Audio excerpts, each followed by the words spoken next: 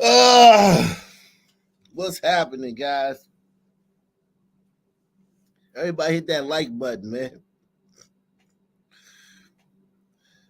I ain't muted. I wasn't saying nothing, man. I wasn't saying nothing. It only matters if I'm muted if I'm saying something. I wasn't saying nothing.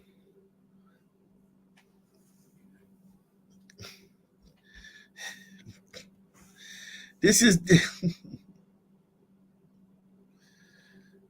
oh, that's what's up, man. The Mock Nation hoodies, isn't it good? Good material, Rebecca. That joint is like a hoodie out the Gucci shop, man. That fabric is very warm, man.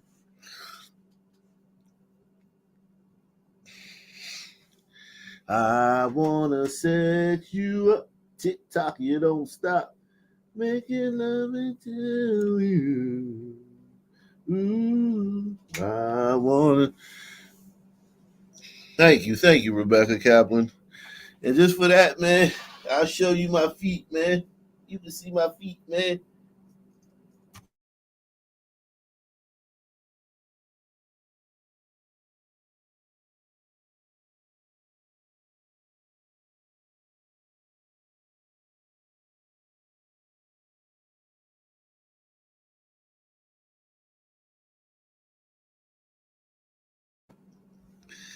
Yeah, man. He said, "What's that?" I wear 13, man.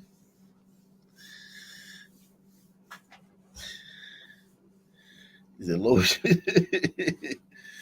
Ooh, ooh, ooh.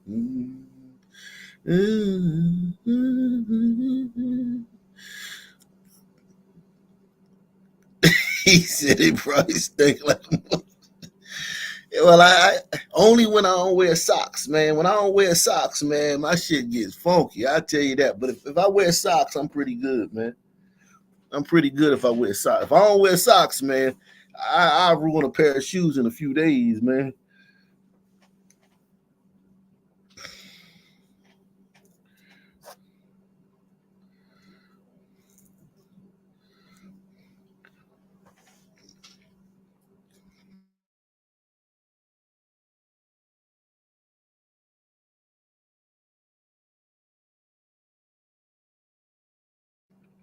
Yeah, this is bizarre, man. This is ridiculous, man. South Africa literally has the worst women's rights. Some of the worst. They top 10 when it comes to being hell on women, man. They top 10. I mean, you got Somalia, you got Saudi Arabia, you got a couple of countries over there in the Middle East. But South Africa ain't too far behind them, man.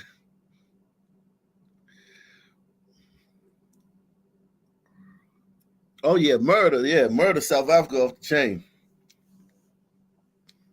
But rape, man, they are wicked with the rape, man. They the kings of that. They the kings of that. They the best that ever did it.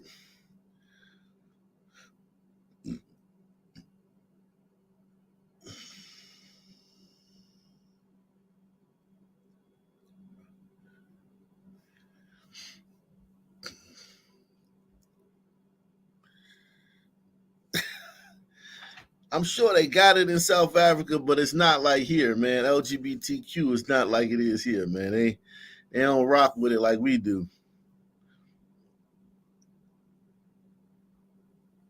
TikTok, you don't stop. I wanna all night make you feel I want. Mhm. I get into my music phase every couple of months or so. I'm in one right now.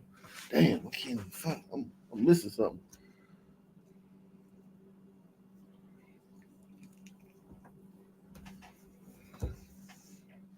Hold on.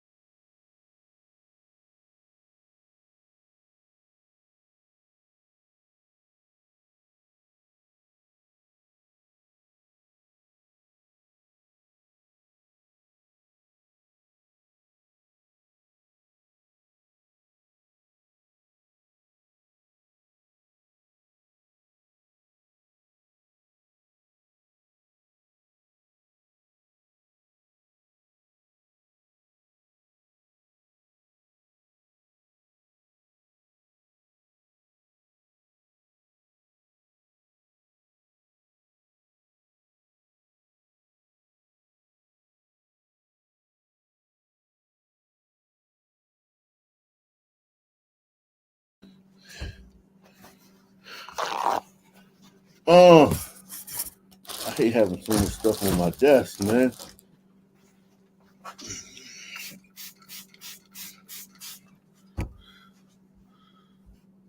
Oh,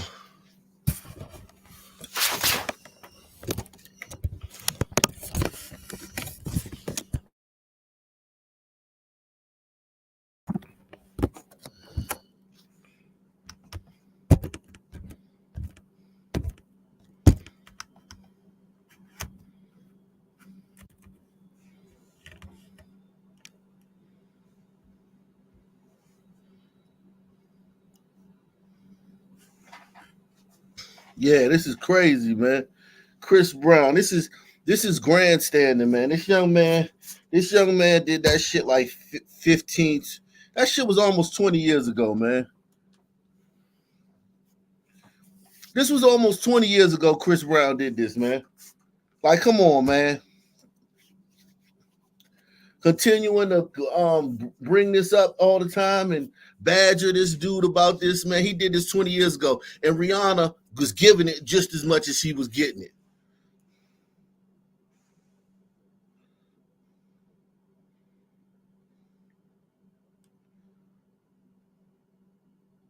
And Rihanna attacked him.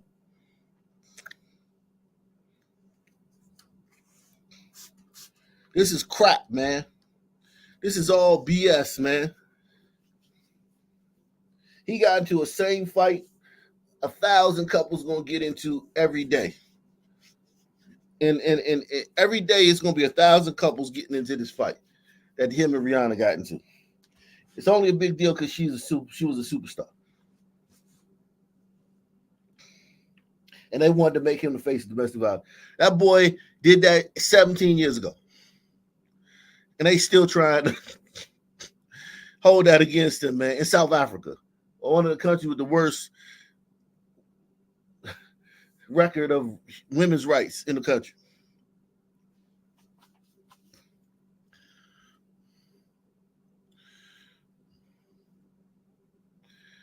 This is absolutely appalling, man. This is appalling.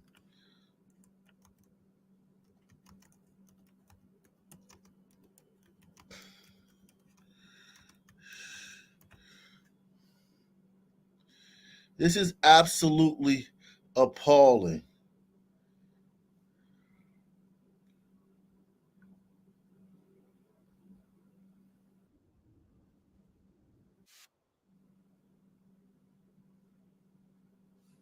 This is absolutely appalling what they're doing to this young dude. And I'm not a big Chris Brown fan. I mean, I think he's all right, but the Michael Jackson comparisons, man, I find those offensive.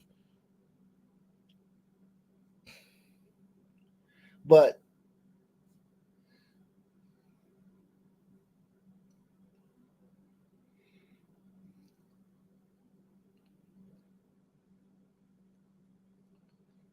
this is insane, man, what they doing to this kid, man.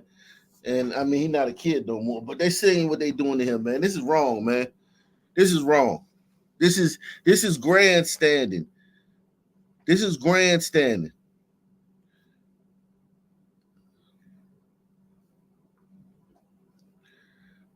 This is South Africa, y'all. South Africa, y'all. Now, joining me on NC Continental Prime to discuss this further is New Central South African correspondent Bongani Siziba. Good evening to you, Bongani. Good evening, Benga. Good evening to your viewers. Now, Bongani, this is a really disheartening story indeed. So tell us about what happened and what's the update in this incident? Yes, Benga, quite a devastating and very sad story that came to us early. Okay, so they talked to them, and let me show you another video of it. Here we go.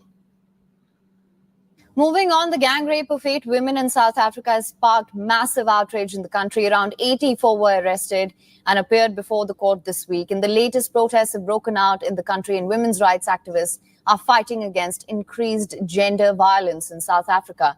The 8 victims were raped when they were on a music video shoot near a mine dump. A music video shoot. Victims were raped when they were on a music video shoot near a mine dump in Krugersdorp, a small town west of Johannesburg. A gang of gunmen attacked the cast while they were preparing the set. The police blamed illegal immigrants who work in mines. While all the suspects were arrested and put on trial, none have been charged yet. A group of protesters gathered outside the court demanding swift justice as agitation over the mass rape intensifies.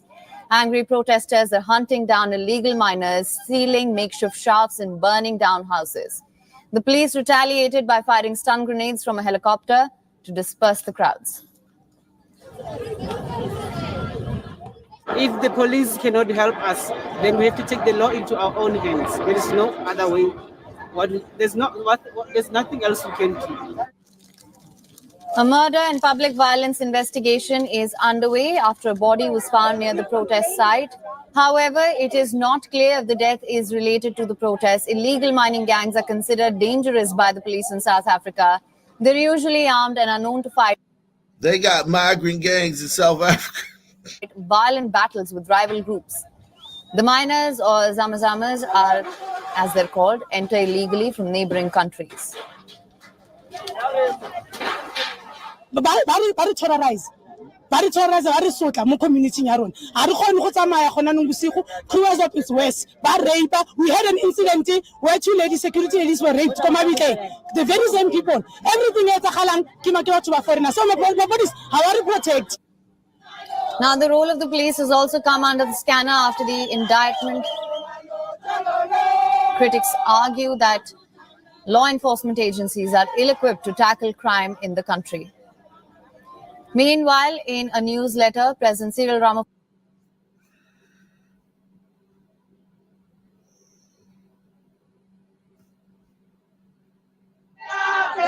Protesters greeted the 7 youths as they arrived at court under heavy guard. The accused are between 14 and 20 years old. One of them filmed the alleged gang rape on a mobile phone. It later went viral on the internet. The victim's sister says the teenager is mentally ill and doesn't understand what's happened to her. Also, that her sister's been raped before. We didn't get any help from the police. The law has... So rape is a big issue in South Africa, man. A big issue in South Africa, man.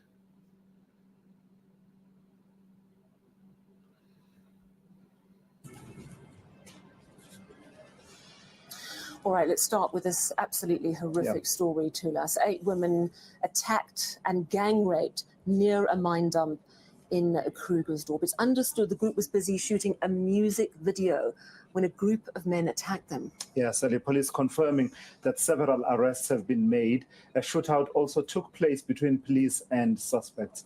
Let's go now live to ENCA's Lindogo Sekulu, who is there and joins us now. Lindo, you will tell us about what the police minister has had to say in confirming this incident, but just locate us in terms of what happened, where, and what do we know at this point around this incident?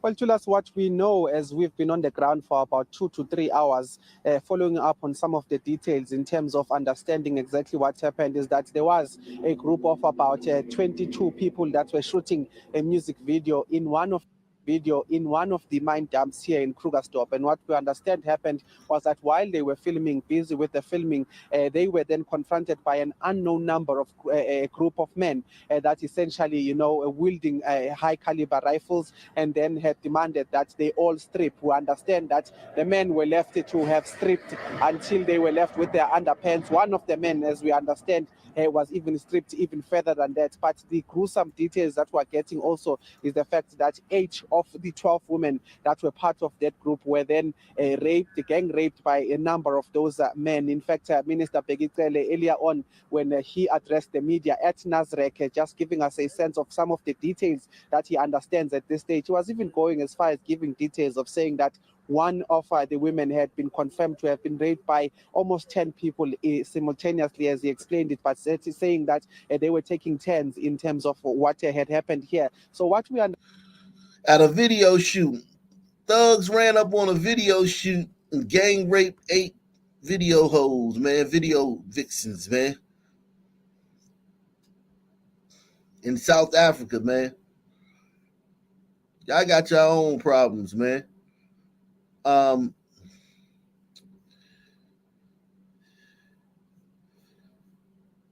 The African country not letting an American perform because of women's rights. Unbelievable, man. Unbelievable.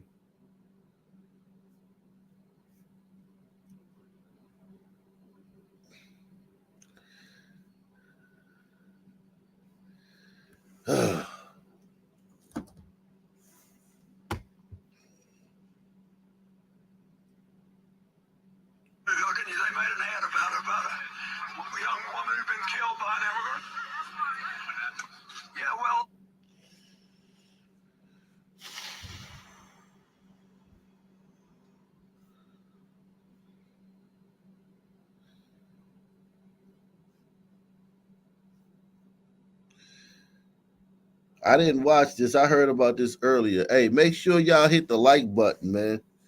Let's get 200 likes, man, before we drop the link, man. 200 likes, man. Let's get 200 likes deep up in this beard. We get 200 likes deep.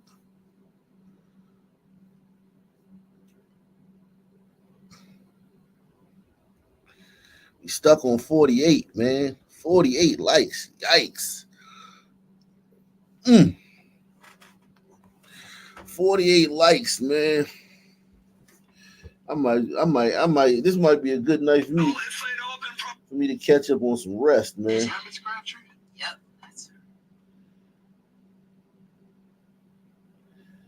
This might be a good night for me to catch up on some rest.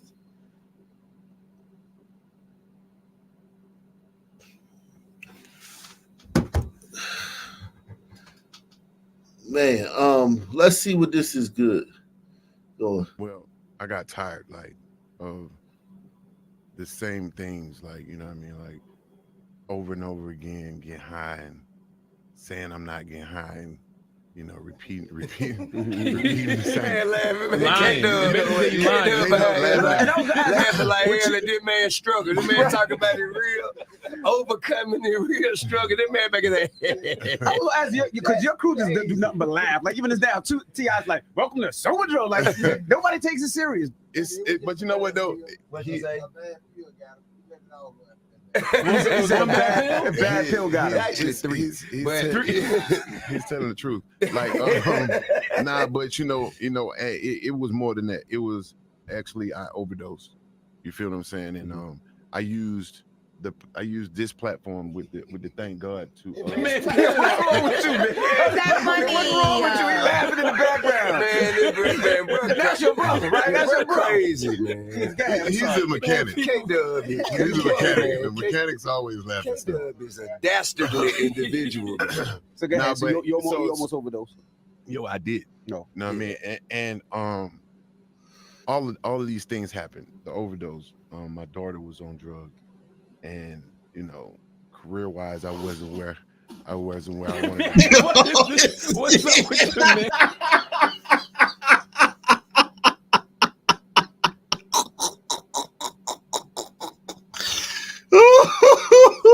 So you almost overdosed. Yo, I did. No, you know what I mean, and all of these things happened. The overdose. My daughter was on drugs, and you know, career-wise, I wasn't where I wanted to be. What's up with you, man? Hey, you finna get slapped, man. I mean, we cool, but I slapped the shit out you by laughing. Oh man, I'm just telling you, we cool. You ain't gonna slap me now. Now, what you want to do? You ain't gonna slap me now. What you want to do? You gonna hurt.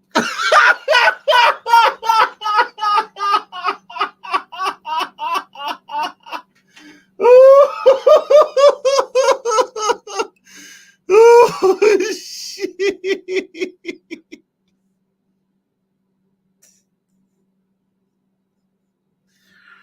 You almost overdosed.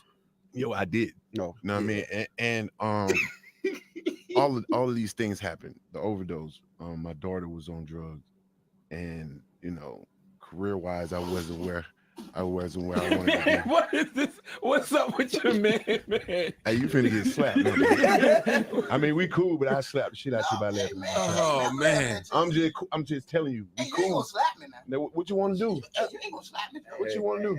You gonna hurt yourself. Yeah. Don't let him take you out of it. All right. Sober Dro, come on, man. Yeah, I'm here for banking here though. Like, Hey, listen. Hey, both of y'all, all y'all, everybody came in this motherfucker with me. Hey, look. Everybody came in the motherfucker with me. Hey, look, everybody came in the motherfucker with me. Hey, look, remember who you came in and remember what we doing here, man. Come on, man. Let's get this shit together, bro. All right? All right. I'm sorry, guys. And first of all, Joe, congratulations.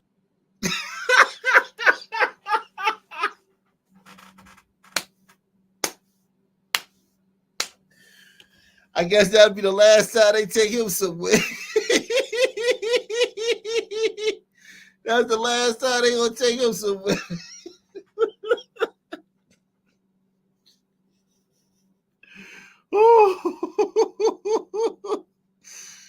Oh God, that was hysterical. I ain't gonna lie, man.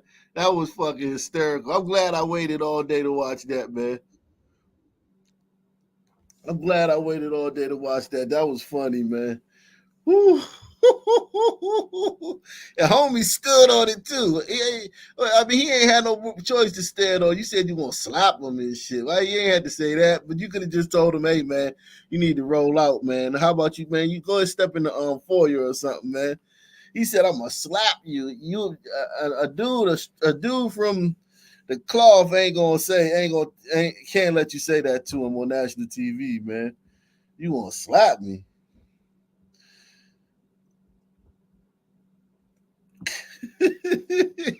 well, I got tired, like, of the same things, like, you know what I mean, like, over and over again, get high and saying I'm not getting high and, you know, repeating the same.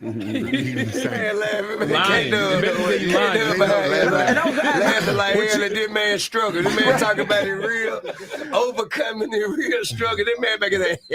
I was gonna ask you, because your crew just do nothing but laugh. Like, even as down, T.I.'s like, welcome to Sober Dro. Like, nobody takes it serious. But you know what, though? What you say? Bad pill got him. He's telling the truth. Like, nah, but you know, it was more than that. It was actually I overdosed. You feel what I'm saying? And I used this platform with the thank God to. Man, what's wrong with you, man? That's funny. What's wrong with you? He laughing in the background. Man, that's your brother, right? That's your brother. Crazy, man. He's a mechanic. K-Dub. He's a mechanic. The mechanics always laughing. K-Dub is a dastardly individual. So go ahead. So you almost overdosed. Yo, I did. No. You know what I mean?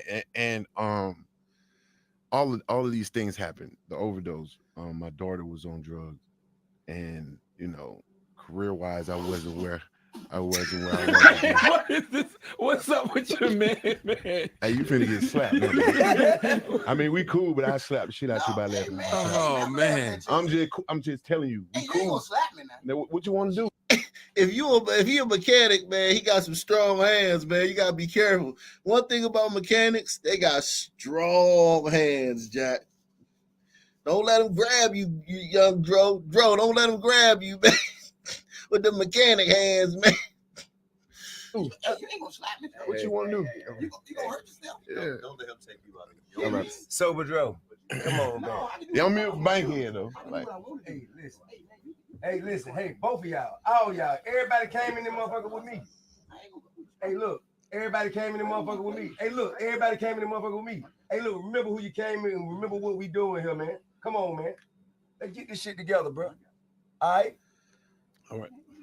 I'm sorry, guys. First of all, Joe, congratulations on being Absolutely. 2 years sober. Yeah, First like of I all. was saying, Three, actually. three. Three. I'm He a laugh push for again. four. You feel what I'm saying? So If he laugh again, man, if he laugh again, man, don't laugh again, cuz. like all of these things happened to where it made me want to actually seek something better. You know what I mean? So when I took myself to rehab out in LA, did a couple months out there, and it was cool. You know what I'm saying? I got But back he's out, still and I was laughing. still tempted to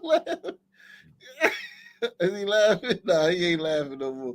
live that kind of life, but I saw what was in front of me.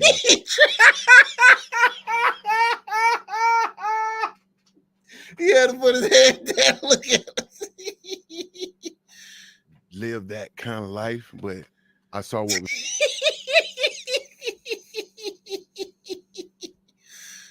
live that kind of life, but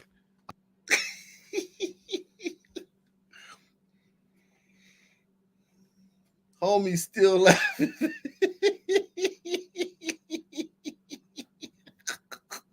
He laughing quietly. He try to laugh to himself, man. Did a couple months out there.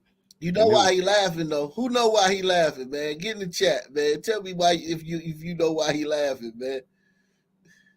Chat, tell me if you know why he laughing, man. Tell me if you know why this dude laughing, man.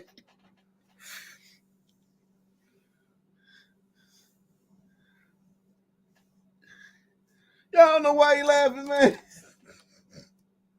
Yeah, man, that nigga Joe lying. That nigga Joe got high last week, man. That nigga Joe got high last week, man. That nigga Joe got high last week. That nigga laughing like shit. Joe was high last week, man, or last night maybe. He on here doing this shit, man.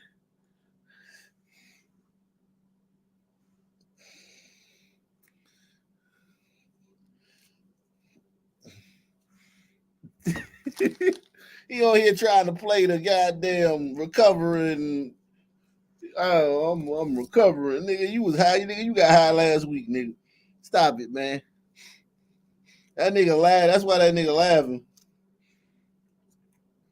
You gotta remember, black people got poor impulse control. We got poor impulse control. The dude couldn't control his impulses.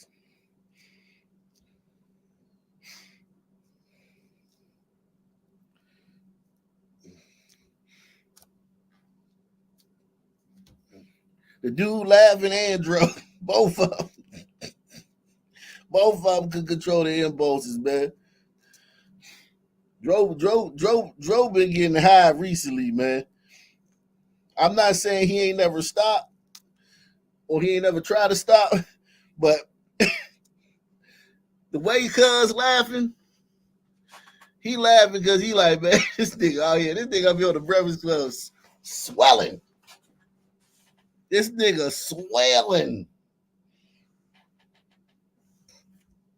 Well, I got tired, like, of the same things, like, you know what I mean? Like, over and over again, get high and saying I'm not getting high and, repeating the same. Man, laughing, man. Lying. Laughing like hell at this man's struggle. This man talking about it real, overcoming the real struggle. This man back in there. I will ask you, because your crew just do nothing but laugh. Like, even as down, T.I.'s like, welcome to Soberdro. Like, nobody takes it serious. But you know what, though? What you say? Bad pill got him. He's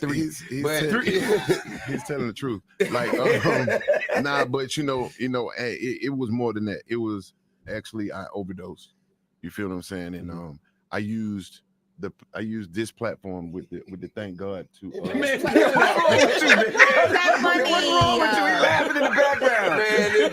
Man, That's your brother, right? That's your brother. Crazy. It get worse. He said, "Man, I overdosed." He went from I've been trying to I finally got off of drugs. He said he laughed. Then he said I overdosed. He laughed. Then he said my daughter was on drugs. This nigga laughed again. This nigga wild, man. That's a wild boy, man. They need to get him on he gonna get on a podcast, man. Some podcast gonna interview him, man. Man. He's a mechanic. K-Dub. He's a mechanic. The mechanics always laughing. K-Dub is a dastardly individual.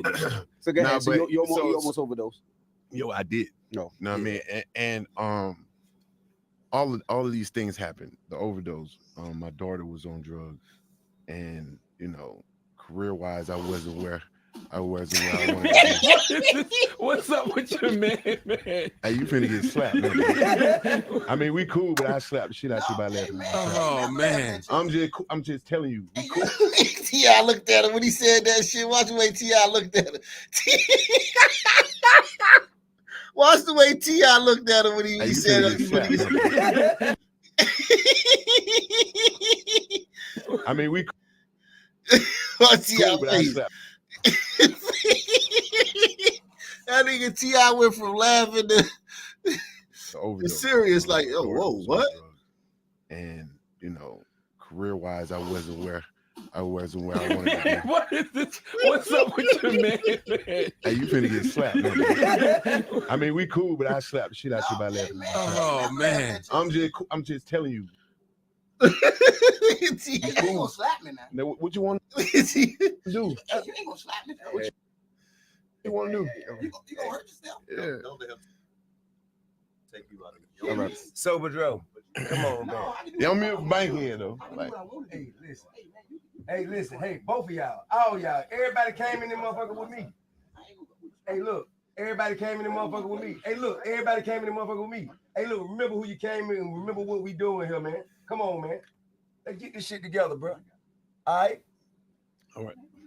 I'm sorry, guys. And first of all, Joe, congratulations on being 2 years sober. Yeah, like I was saying, three. That nigga ain't no way in the world. That nigga ain't been high for 3 weeks. That nigga ain't been sober for 3 weeks.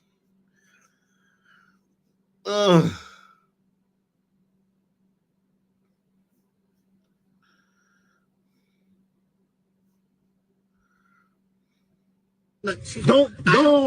bro. Step away from the car, bro. Is this even your car? I mean, do you have the papers for it and stuff? Sir, this is really expensive. Doesn't seem like you guys can afford it. I'm about to step up. I'm about to step up, bro. I'm about to step up. What is your issue with it? It's not my issue. Don't really. touch my car. It's my Don't touch my customers car, and bro. stuff. I just are just worried because it's very suspicious behavior. Bro, And they're just worried that you guys we're might- chilling. Bro, get your hands out the way. Don't touch my car. Okay, well, I'm not going to tell you again. Okay, please don't holler. Okay? I'm not going to tell you again. Listen, Don't touch first my of car. all, you are being very threatening right now. Okay?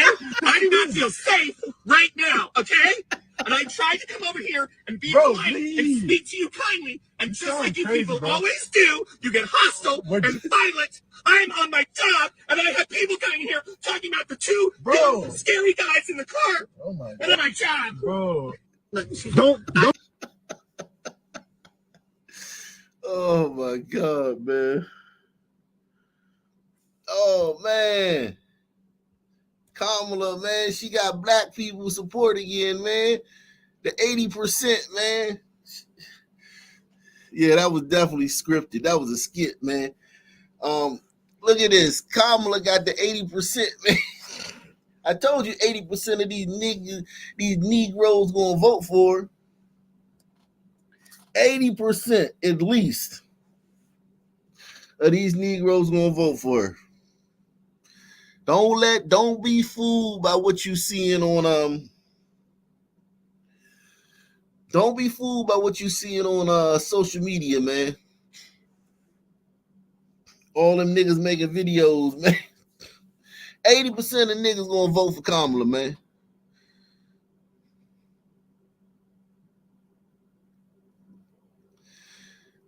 My parents met while protesting for civil rights.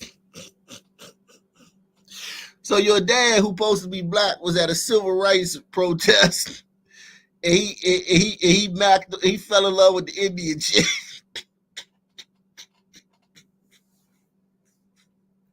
Let's get this straight, y'all. She can't do nothing right. Her dad, who the one that's supposed to be black, he the black one, right? Allegedly. He was at a civil rights protest in the 60s during segregation and shit. Went to a civil rights protest and fell in love with an Indian girl,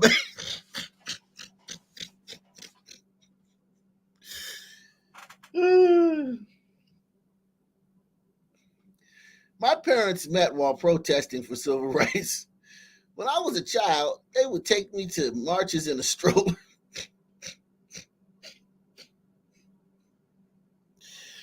When I was a child, they would take me to marches in a stroller.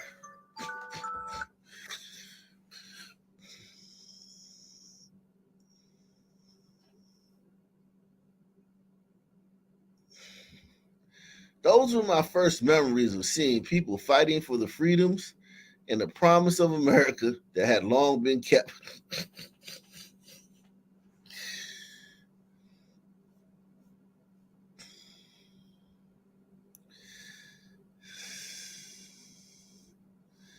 Where is it? Where is it? Where is it? Where is it? Where's Kamala's speech, man, against white people, man? She made a speech against white people today, Columbus Day, man. Kamala, man. Make sure y'all hit that like button, man. Take the $5 challenge. Support the channel via PayPal, Cash App, or the Super Chat. Come on, guys, man. Support the channel via PayPal, Cash App, or the Super Chat, man. Rabbit Hole Review says Negroes have been getting cucked by the Democrats for almost 100 years. Embarrassing. Absolutely embarrassing. And the second, a couple straight off the plantation, man. They went in. They didn't mess around, man. A couple of you niggas, a couple of you niggas, several said, we not voting for Kamala. They came and grabbed, they came and rounded you niggas up. It is an honor, of course, to be with you this week as we celebrate Indigenous Peoples Day, as we speak truth about our nation's history. Columbus Day, bitch. Columbus Day, you fucking bitch. What you mean Indigenous Peoples Day, man? It's Columbus Day, man. Y'all change everything, man. Next thing I want to change Christmas, man. They want to change Christmas to Little People's Day, man. Little People's Day, man. The L's, man. The L's, man.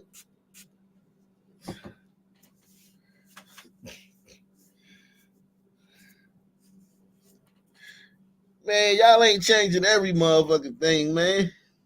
I'm still trying to get Uncle Ben and Aunt Jemima back, man.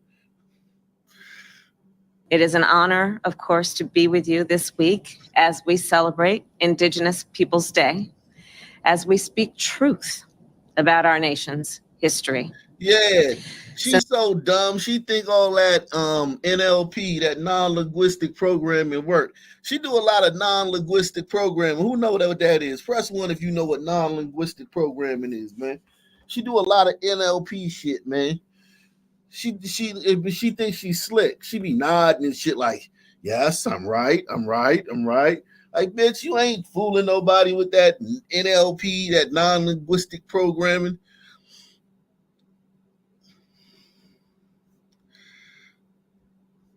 As we celebrate Indigenous Peoples Day, as we speak truth about our nation's history. Since 1934, every October, the United States has recognized the voyage of the European explorers who first landed on the shores of the Americas. And salute to them. Thank you, white man, for coming over here, man, and civilizing them savages, man. Because it would have been, listen, without y'all civilizing them savages, man, whew, man, I tell you, man. Whoo! I tell you, man. Thank you, man. Thank you for civilizing them savages, man.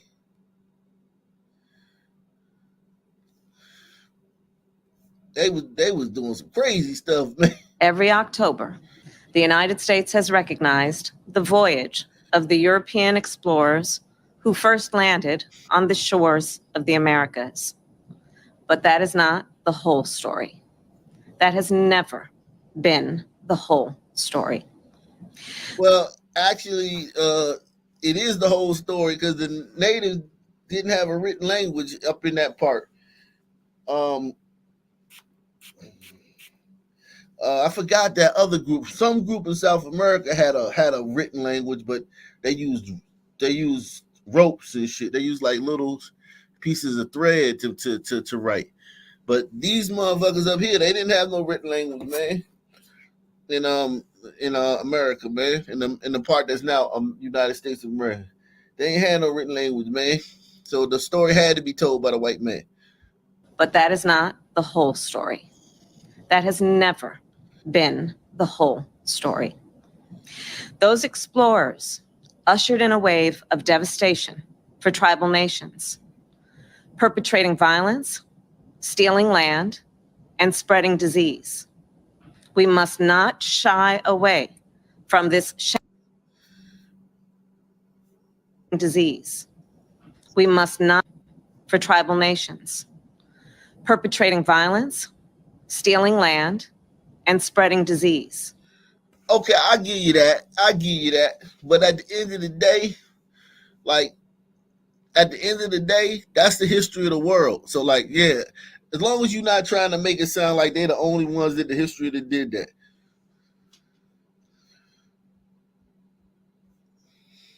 Devastation for tribal nations, perpetrating violence, stealing land, and spreading disease. We must not shy away from this shameful past, and we must shed light on it and do everything we can to address the impact of the past on Native communities today. So the white man got to shed light on the impact of everything he did wrong in the past. Salute to Osa the Healer, man. Osa the Healer in the building, man. The white man gotta shed light on the past of everything he did. Let me see what the comment section look like on this one, man.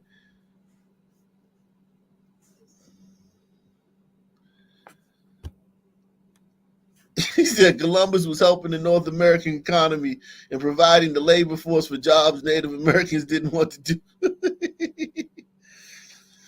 do.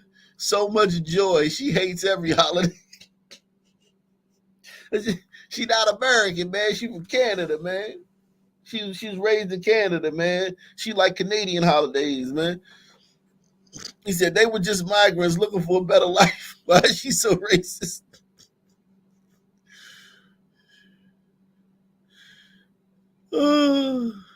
Kamala hates America and American history. Can she go and burn herself somewhere else like Venezuela? God, they destroyed her. White people aren't important. We don't get that taste.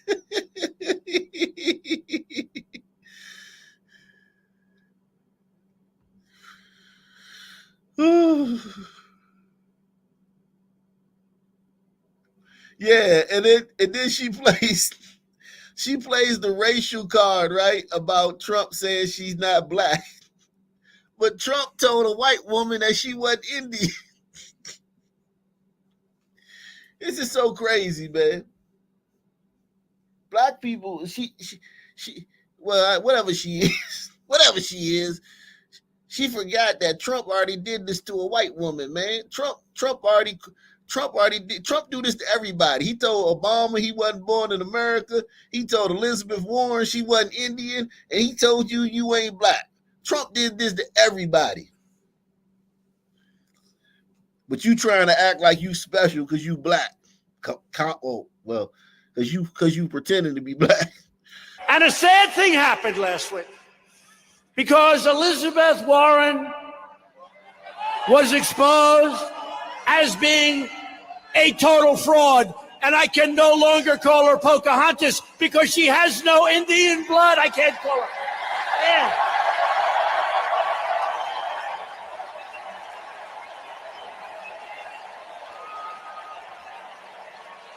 I can't call her Pocahontas. She doesn't qualify. She has. I've been saying it for a long time. I've been saying it for a year and a half. I said, I have more Indian blood than she has, and I have none. I have none, but I have more than she has. But I can't use the name Pocahontas anymore, but if you don't mind, I will anyway. Is that okay?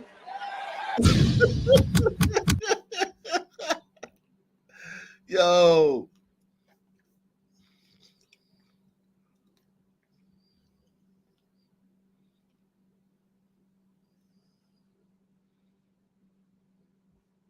Support efforts on a federal level to change Columbus Day to Indigenous Peoples Day, and why does that matter so much? Sure, yeah. And why it matters is, to your very point, we have to remember history.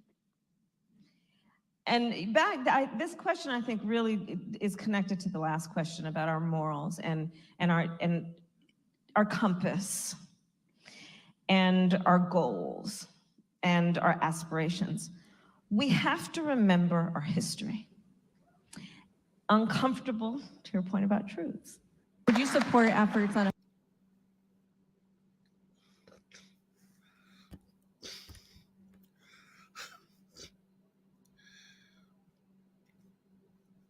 They destroyed her in this comment section, man. God, dog.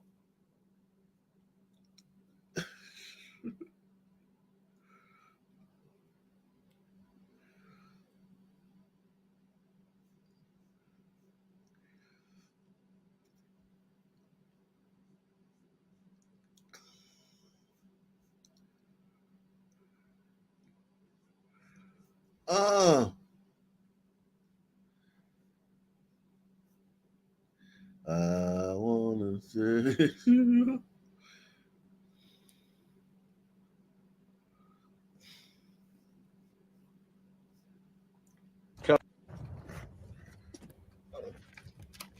Sitting Bull requested this council. We await his words. Take your soldiers out of here. They scare the game away. Very well, sir. Tell me then, how far away should I take my men? You must take them out of our lands. What precisely are your lands? These are the lands where my people lived before you whites first came. I don't understand. We whites were not your first enemies. Why don't you demand back the land in Minnesota where the Chippewa and others forced you from years before? The Black Hills are sacred land given to my people by Wakantonka. Not very convenient to cloak your claims in spiritualism. And what would you say to the Mormons and others who believe that their God has given to them Indian lands in the West? I would say they should listen to Wakantonka.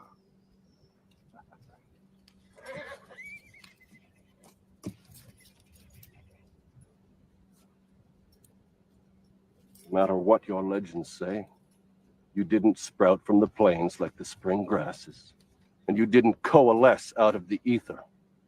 You came out of the Minnesota woodlands, armed to the teeth, and set upon your fellow man. You massacred the Kiowa, the Omaha, the Ponca, the Oto, and the Pawnee without mercy. And yet you claim the Black Hills as a private preserve bequeathed to you by the Great Spirit. And who gave us the guns and powder to kill our enemies? And who traded weapons to the Chippewa and others who drove? Wow, they sound like black. They sound like black people. They dropped out crates of guns on the prairie, man. Who Who dropped crates of guns in the prairie, man? The Ponca, the Oto, and the Pawnee without mercy. And yet you claim the Black Hills as a private preserve bequeathed to you by the Great Spirit. And who gave us the guns and powder to kill our enemies? And who traded weapons to the Chippewa and others who drove us from our home? Chief Sitting Bull, the proposition that you were a peaceable people before the appearance of the white man is the most fanciful legend of all. You were killing each other for hundreds of moons before the first white stepped foot on this continent. You conquered those tribes, lusting for their game and their lands, just as we have now conquered you for no less noble a cause. This is your story of my people. This is the truth, not legend. You tell him, white man. You tell him, white man.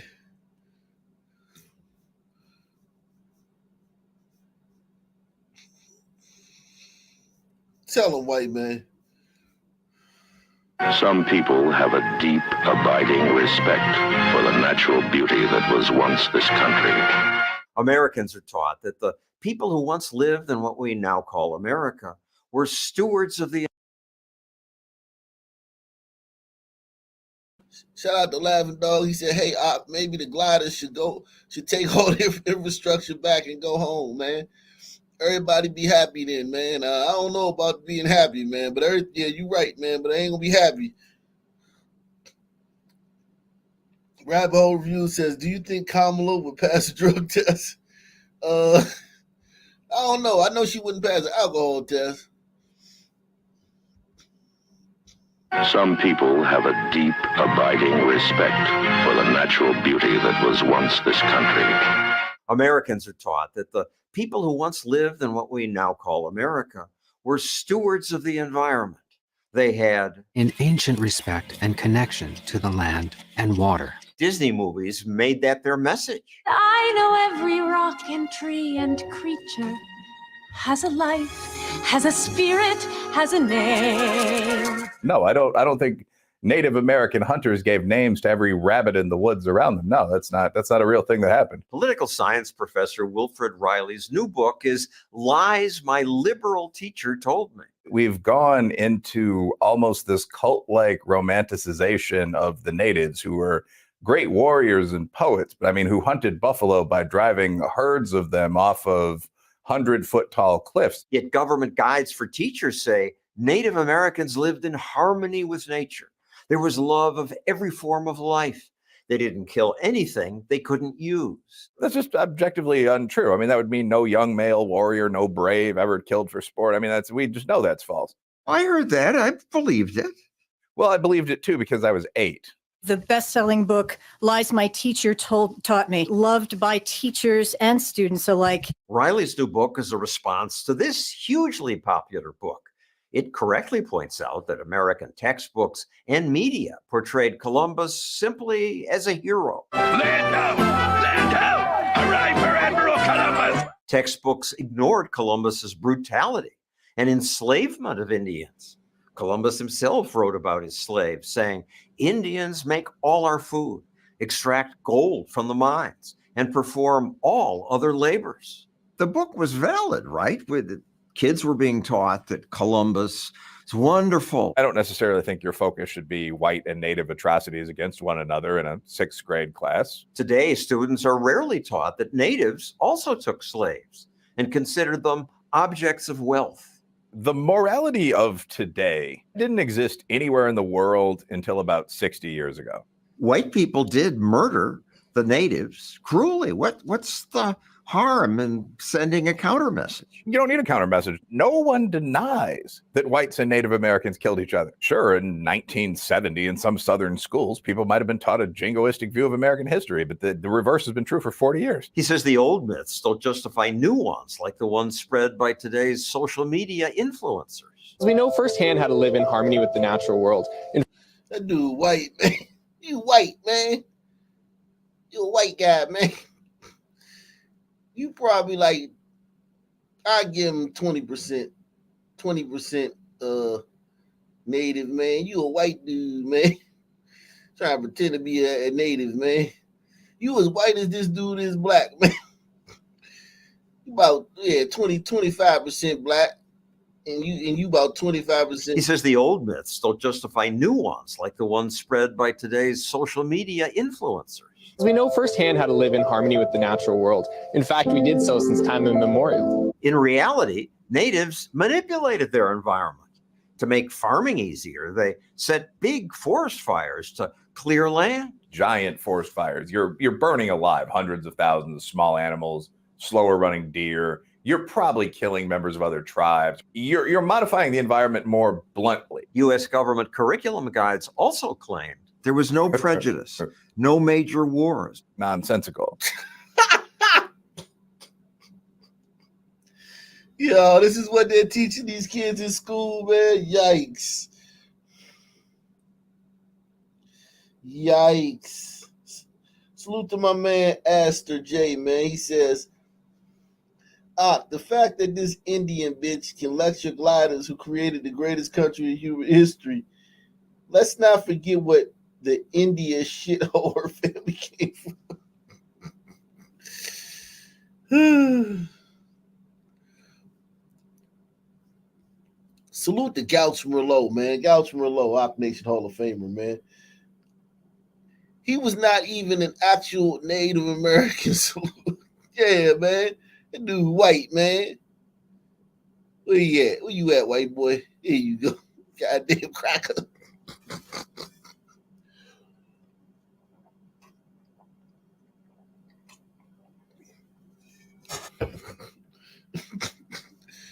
Goddamn Glider Patel. Firsthand how to live in harmony with the natural world. In fact, we did so since time immemorial. In reality, natives manipulated their environment.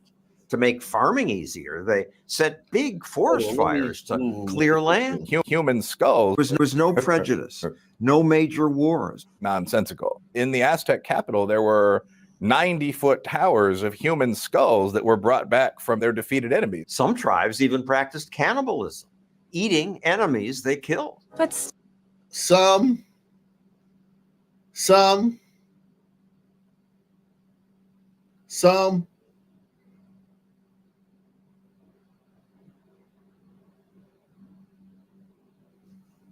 tribes even practiced cannibalism, eating enemies they killed. But still I cannot see if the savage one is me. Yet the myth of peaceful natives lives on. You don't know. You're looking at people saying the absolute opposite of reality. When myths persist despite obvious objective reality, that's an indicator of a kind of brain virus among people who want the myth to be real. Why does the myth of peaceful, harmonious living among Indians versus uniquely evil oppression by Europeans live on? All this to me is just downstream from Marxism. Marxism? Well, it is true that at colleges today, the most assigned economist is Karl Marx. Students are taught that Western values are bad. Critical race theory amplifies that. White Americans have more because of racism. Critical race theory.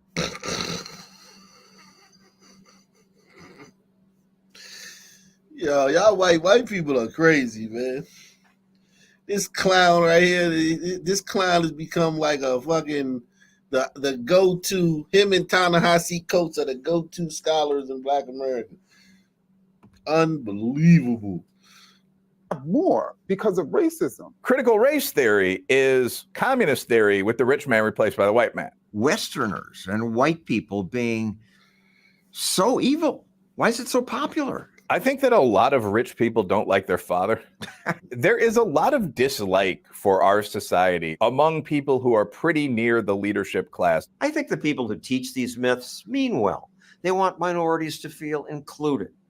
But teachers should at least also teach that America's sins were not unique. That just about every society had slavery, cruel wars, and environmental destruction. The seldom taught good news is that in the last century, the West led the world in making things better. The Geneva Convention saying that you can't abuse prisoners of war who tried to kill you, the last of those was signed in, I believe, 1949. Most of the world is getting better.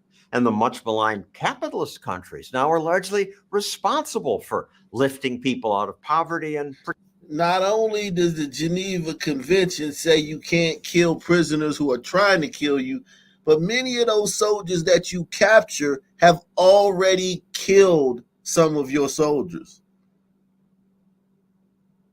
Press 1. wars and environmental destruction. The seldom taught good news is that in the last century, the West led the world in making things better. The Geneva Convention saying that you can't abuse prisoners of war who tried to kill you, the last of those was signed in, I believe, 1949. Most of the world is getting better, and the much maligned capitalist countries now are largely responsible for lifting people out of poverty and protecting the environment. They ought to teach that.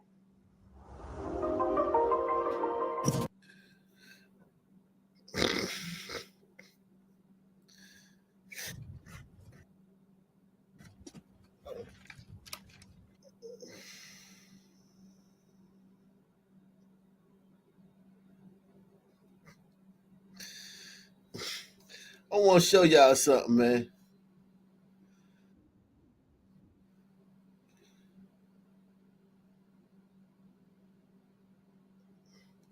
Let me show y'all something, man.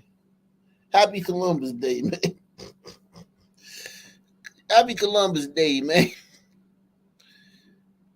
I call it Indigenous Day when the indigenous people give us something that we can use in our household. Invent something in indigenous people, and I call it Indigenous Day.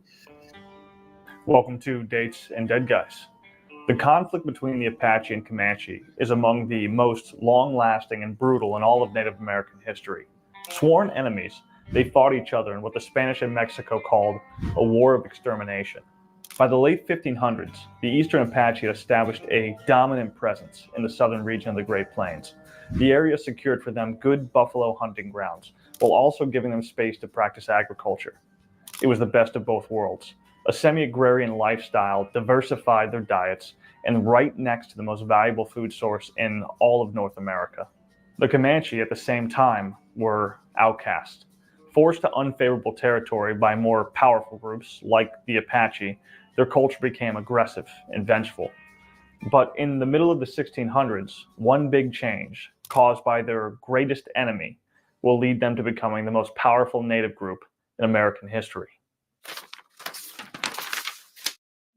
In the 1500s, Spanish success in Mexico led to a continued desire to conquer. It was kind of their thing. The Europeans gradually moved north and had continued to colonize and spread their influence until they reached Apache territory. Spanish conquest was a directive. They brought with them metal armor, guns, and hundreds of horses as they spread into the territory of modern New Mexico around 1600. With overwhelming power, they quickly subjugated many native groups within the region. They forced them to take on Christianity and work for them as payment, just as they had done in Central and South America for the previous 100 years. However, the nearby Apache were less agreeable. The Apache violently raided these new Spanish settlements, stealing horses in the process. As they watched the Spanish from a distance, they learned how to ride them. By the 1650s, the Apache were conducting mounted raids on horseback. The added speed of the horse made them even more dangerous and effective. The constant harassment was more than the Spanish in the region could take. Spanish settlements like Taos and Santa Fe were frequent targets, and the Pueblo Indians the Spanish had conquered were the unfortunate victims of Apache terror. As Spanish subjects, the Pueblo expected protection, but the Spanish could not effectively provide them with any. The raids would be over quickly, but they were devastating. The Apache would kill anyone who opposed them and then disappear into the western landscape with hundreds of horses and other supplies. By 1680, the Apache... Salute the LRLRS, Big Larry in the building. Shout out to Osa the Healer, gifting 5 Off Nation membership. Make sure I continue to hit the like button, continue to take the $5 challenge, man. Rage became such a problem that the Pueblo had given up on Spanish protection and they revolted. They drove the Spanish out of New Mexico, but in the process, thousands of Spanish horses escaped. Mustangs, a horse well suited to live in the Great Plains, a horse that will find its way north. Here we fast forward a few decades. As territory had been lost and regained, the Spanish continued to be constantly raided by the Apache. But Apache behavior changed in 1706. Almost at once, the Spanish began to notice that the raids against them had stopped. Reports start to come in that the Spanish can't explain. The Apache are acting strangely. Bands like the Jaycarilla and the Mescaleros are seemingly leaving the plains, abandoning their settlements and farms, and doing so in a hurry. The Spanish heard rumors of great battles, but had no idea who the Apache were fighting. They were told of invaders from the north, mounted on horseback, that they were powerful, fast, and dangerous. By the 1720s, the Apache were so devastated that many bands had moved entirely into the mountains, or even coming to the Spanish for protection.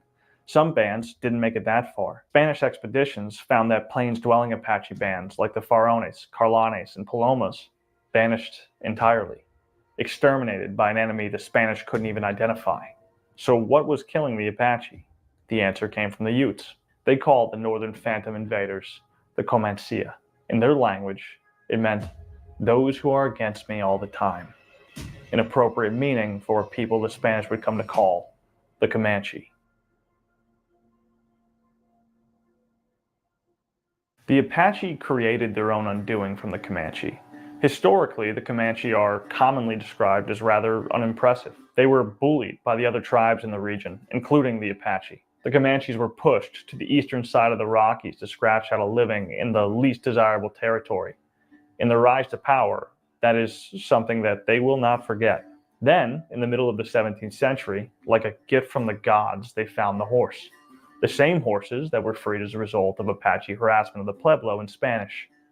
It changed everything for them. The horses were Mustangs. They were a breed suited for the plains in every way, tough and rugged. In the 2 decades that followed the Spanish retreat from New Mexico, the horse had spread like wildfire. It's called the Great Horse Dispersal. All the tribes of the region started using them, but the Comanche did it better. The first thing they did differently was learn to breed horses. Other tribes didn't bother. They got their horses in raids. Not the Comanche. They bred their own. On the plains, horses were currency, and the Comanche were rich. The Eastern Apache, like many plains groups, were at least semi-agricultural. This tied them to land. The Comanche didn't farm at all. As full nomads, they could be anywhere on the plains, and horses gave them the ability to cover ranges previously thought impossible. If you were within 400 miles of the Comanche, you were in danger. As buffalo hunters, this range was incredibly valuable, but as warriors, it made them terrifying. Most raids would come in spring and summer, when the grass in the plains was high enough that the Comanche were sure they had enough food for their horses. They would often move at night. The light of the full moon would illuminate the plains, offering them visibility to both attack and escape. The raids were brutal. Murders, tortures, and acts I am reluctant to bring up on YouTube. This was so common that settlers would refer to these conditions as the Comanche Moon. But their greatest advantage, what made them more effective than everyone else, was that they fought fully mounted. Almost no other tribe did this.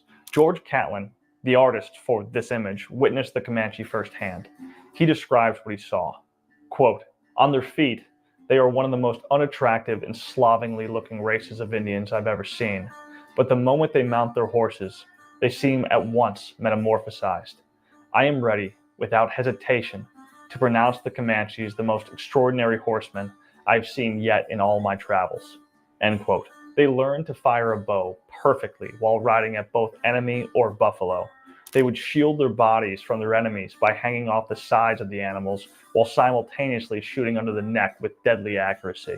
The Apache used the horse to aid travel, but would dismount to fight. On foot, they were a match for anyone, and they were just as brutal as the Comanche. If they could catch the Comanche without their mounts, they may have even had an advantage at times. But the Comanche lived on the horse. Finding them was even impossible because on the warpath, they never slept in the same place twice. It wasn't that way with the Apache. Their agriculture made them predictable, and their fighting style was outdated. Author T.R. Fehrenbach said it best in his book, Comanches, A History of a People. Quote, "It was this very taste for corn that killed them, when their land was invaded by true savages on horseback." End quote. If the Apache were a terror to the Spanish, the Comanche were worse to the Apache. But their true mission wasn't to exterminate them. They were after resources, most importantly, the range of the buffalo. I mentioned before, the Comanche remembered how they were treated when they were weak. It made them vengeful and very aggressive toward their enemies. In the book Lipan Apaches by Thomas Britton, it's written, quote, "The purpose of the Comanches was always the same, to catch the Apache off guard at the rancherias, to make a sudden assault, kill as many Apaches as they could, capture some women and children for the slave trade in New Mexico, and plunder the rancherias and destroy the huts and crops." End quote. The war between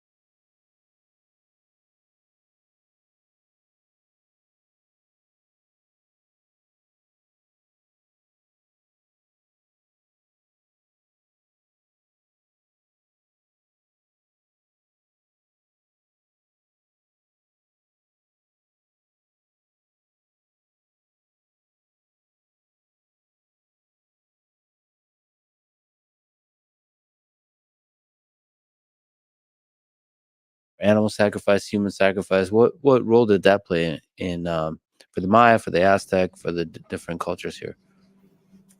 Was that religious in nature? It was absolutely religious in nature, and the Aztecs were of the opinion that that the war god demanded people were captured and sacrificed, and it had to be valuable people. There was a lot of before they made that big standing army, they had just ritual battles that they would have, and they'd take captives. In fact, all around Mesoamerica, they wanted captives so that they could bring them back and sacrifice them for the gods. Yeah, man, that's a big killer, man. That's a bigger killer than alcohol. Maybe not smallpox. Maybe this isn't a bigger killer than smallpox. The smallpox wiped them out, but this was a big killer right here, man. And the Aztecs deciding to specifically follow the war god did this more than anybody. They did it so much and so successfully that they didn't have any enemies nearby. So they decided this one poor sucker group, not that far away, called the Tlaxcalans, that they were never going to make peace with them, so that they could go close by every year and just have a little symbolic war with the Tlaxcalans and haul them back for a sacrifice. Cortez met those guys, and he was like, here are people who hate their guts. I'll just use these guys. So, we say, oh, Cortez took over the Aztec world. It was Cortez and 20,000 super pissed off Tlaxcalans. And the actual sacrifice, so there would be kind of these ritual battles, or is it chopping off people's heads? And is there some interesting rituals around the sacrifice? It's mostly heart extraction, sometimes heads, but they bring them up on top of the temple so everybody can see it. And they had a specific stone where they would bend them over so their rib cage would come out. and they'd use like a thick obsidian knife, and they had a really just like tried and true way to do it. They'd stab it in a certain place close, and then they'd push down on the sternum as they ripped up on the rib cage, and they just make a place where they could just rip it right out with their hand. with their hand. But they were really just surgical about it. They'd use a thick obsidian knife where they could just break the ribs right along the sternum and then push the sternum down, pull up, and just while the person was alive. Yep, while the person was alive. And the Aztecs had this idea, like there was a horrible drought that went on that almost ruined the entire valley, and they came to this conclusion that it's because we haven't been killing enough people. Right. We've got to bump this up. And then when they did, Yo. And the same thing was going on in Africa. We know that from Negroes in Negro land. Yeah, I didn't Salute know to, none of this stuff, yo. What's up, Op? Yo, salute to you, man. Salute to Coker. He says, salute to Coker. That's okay. Shout out to Apple Kiss, man. Salute to you. Go ahead, man. What were you saying, man? Oh, I was just saying I didn't know none of this stuff about these tribes and stuff like that. Is that what Pretty are they what we allowed to illuminating, call huh? tribes? Yes, illuminating. That's right. Yo, Absolutely. what's cracking, yo? What's up? What's up? Hey, Yo, word what? with it. Why aren't any of these historians talking about the black tribes that were in America? Hey, that Why was they- what I was about to ask. Because you know, Are they- black people, we was here first for real, and then the other people came after we came, but we was here first. Y'all, Trying to Yeah. black out our history, man. y'all don't think that's a little weird? There were all these black tribes here in America, but none of these white. I remember white historians aren't talking about it. And they've been going in. Y'all don't think that's strange? Yeah, man. They trying to erase us from history, man. We was the first, man. almost ruined the entire valley, and they came to this conclusion that it's because we haven't been killing alive. And the Aztecs had this idea, like there was a horrible drought that went on that almost ruined the entire valley, and they came to this conclusion that it's because we haven't been killing enough people. Right. We've got to bump this up. And then when they did, and they decided they really took it out on the Tlaxcalans, it rained again. So it was proof positive that they should just keep doing that. It's the definition of savagery. And they ate people as well. They really did. As part of the sacrifice, or is this After the sacrifice, then they would eat them. And this was part of the drought and the famine thing that started. But then it was just kind of the thing to do. When Cortez got there, they were still having certain special feasts that involved humans. And it really upset the Spanish that they would be like tricked into eating human. Like, hey, you liking dinner? That was a human. So the idea was it actually having a taste for human flesh, or is it just these kinds of ideas of like if you eat a person's heart that you can get their spirit and their strength? And in the case of the Aztecs, it seemed like they just liked it. This guy Sahagún, who was a very responsible chronicler, that was pretty specific that like there was a distribution thing. Yeah, like the elites got butts. The butts were the best part. So the butt cheeks, those are the best parts to eat. And then What you think about it? Think about it though. Like, think about if it's not like nasty to you. If you're not like us, like for instance, like in Korea, they eat dogs. We think that's disgusting. We eat cows. The Indians, the Hindus think that's disgusting. You know what I'm saying? Like it, but if you just from that time, the best part, the part that would be the softest, the part that would savory, that have the less grizzle and fat and tendons and you know what I'm saying, gristle. Yeah, that makes sense. But that makes sense. What doesn't make sense This is why it's got to be human meat. Like nobody, that's not normal around the world. Yeah, some people eat duck, some people eat chicken, some people eat rat. I thought about this though. I thought about this at length one day about why so many of these tribes did sacrifice. I mean, did cannibalism, and so did the Europeans. They just stopped it a lot earlier. Yeah. But think about, all right. You ever watch a squirrel? Right? Yeah. Like those little, I forgot what that called, but the city squirrels, whatever. That just always around. Yeah, little gray Jones. I saw a video the other day of a bobcat trying to catch a squirrel, and that squirrel gave that bobcat hell. And the bobcat is like a fierce, it's like a bit faster than the cat, right? Yeah. What would you rather? What would be easier to catch? A squirrel, a wild animal, or another man? A human. Much easier to catch. Yeah. That's what I think it came down to. I think everything comes down to Occam's razor to some degree, man. Occam's razor, man. What's easier to catch? It's also a huge power play. Just eating your enemies. Yeah, especially just to do it. Like I could see if you're like trying to survive and you're on the edge of a cliff, and you know what I mean. But like just because you like it, it's wow. But what I'm saying is, once one generation starts eating it, right? Yeah. That next generation, it just is what it is. It ain't even about liking it. It's about it is what it is. Mm-hmm. I think hot black in the back. I'm up here now. Happy my fault, Appreciation Day, y'all. Yeah, I think it just is what it is, though. I think like for instance, like we talked about Hindus, they don't eat over there. They don't eat beef. Let some Hindus come to America.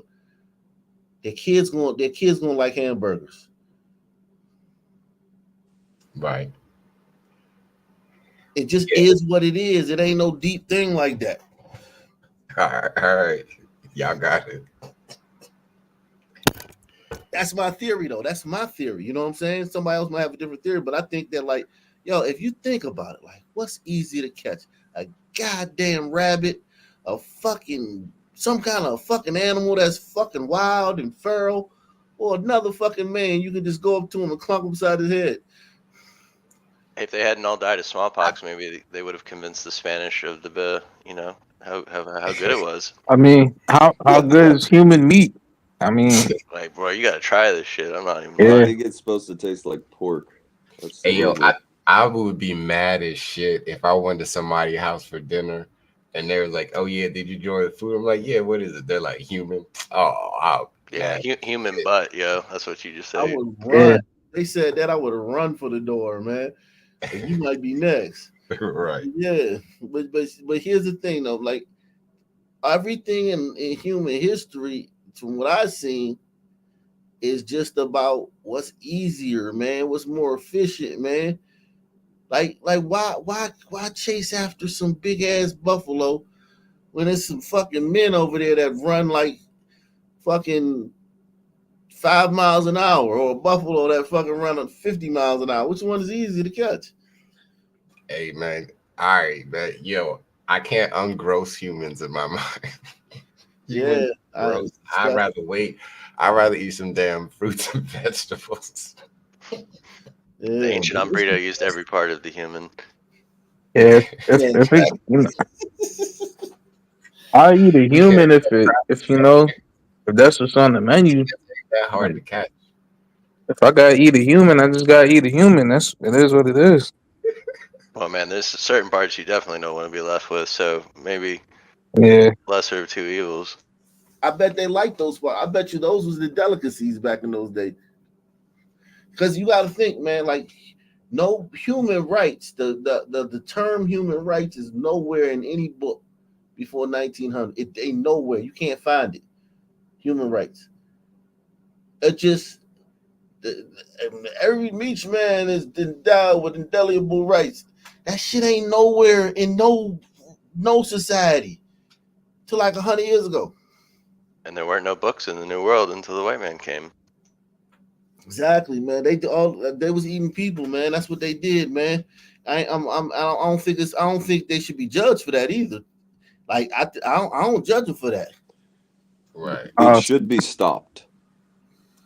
No, I think it should have been stopped, definitely. Yeah. But what I'm saying is prior to that, prior to them coming to a group, the the Europeans, what can you do? Like, how can you judge them for that? Like, they was they were living up to whatever their ceiling. That was their ceiling. Yeah, that was their culture. Yeah, that was a part of their culture, right? So you think they should stop eating people in Africa, or? I think your cannibalism. We said in Negroes from Niggerland, they said cannibalism stopped in the East because of the slave trade, East Africa, but it was still going on in West Africa until the slave trade, because most of the slaves was coming from East Africa into the Arab world at first, and then once they started getting slaves from West Africa, then and the Europeans came and started getting slaves from West Africa. That's when cannibalism stopped in West Africa. You have to come in contact with a group that doesn't do that, man. Everything you do, all the shit that's done is stopped by a stronger group that doesn't do it in the history of the world. Just look at Afghanistan. They had their women living in the Stone Age, stoning them and having them covered up. We came over there after 9/11. They had fucking women teachers, women running around in miniskirts. We left 2 years ago. Now it's back to the Stone Age. Actually, Afghanistan I'm not was against that. pretty westernized before the Taliban took over, like before the United States started That's fucking Yeah, around but actually there. what I'm true. saying Yeah. is like but either way, what I'm saying is that shit changed. We've witnessed shit change like that. You dig what I'm saying? Yeah, I missed a lot of shit. Like I in was our own lifetimes, yo. I bet the government back then was like light skinned Afghanis. You know, yeah. Most likely. Taliban are like dark butt Afghanis. Yeah, something like that. Yazidis, something like that. Yeah, but here's the thing though. If you think about, like, I remember skinny jeans, well. I remember when skinny jeans first came out. A lot of dudes my age who was like probably 30 at that time when skinny jeans came out. We thought the whole young generation was turning gay. Oh We yeah. thought they was faggots, man. We thought they was gay, dog. Yeah. They are though. It was gay. And then 5 years later, maybe like 4 or 5 years, maybe 3 or 4 years later, them same dudes is wearing skinny jeans. Yep. Yep. Hey, but you know, because the trend blew up so much, I don't know if you noticed it, but that's really all they really started making.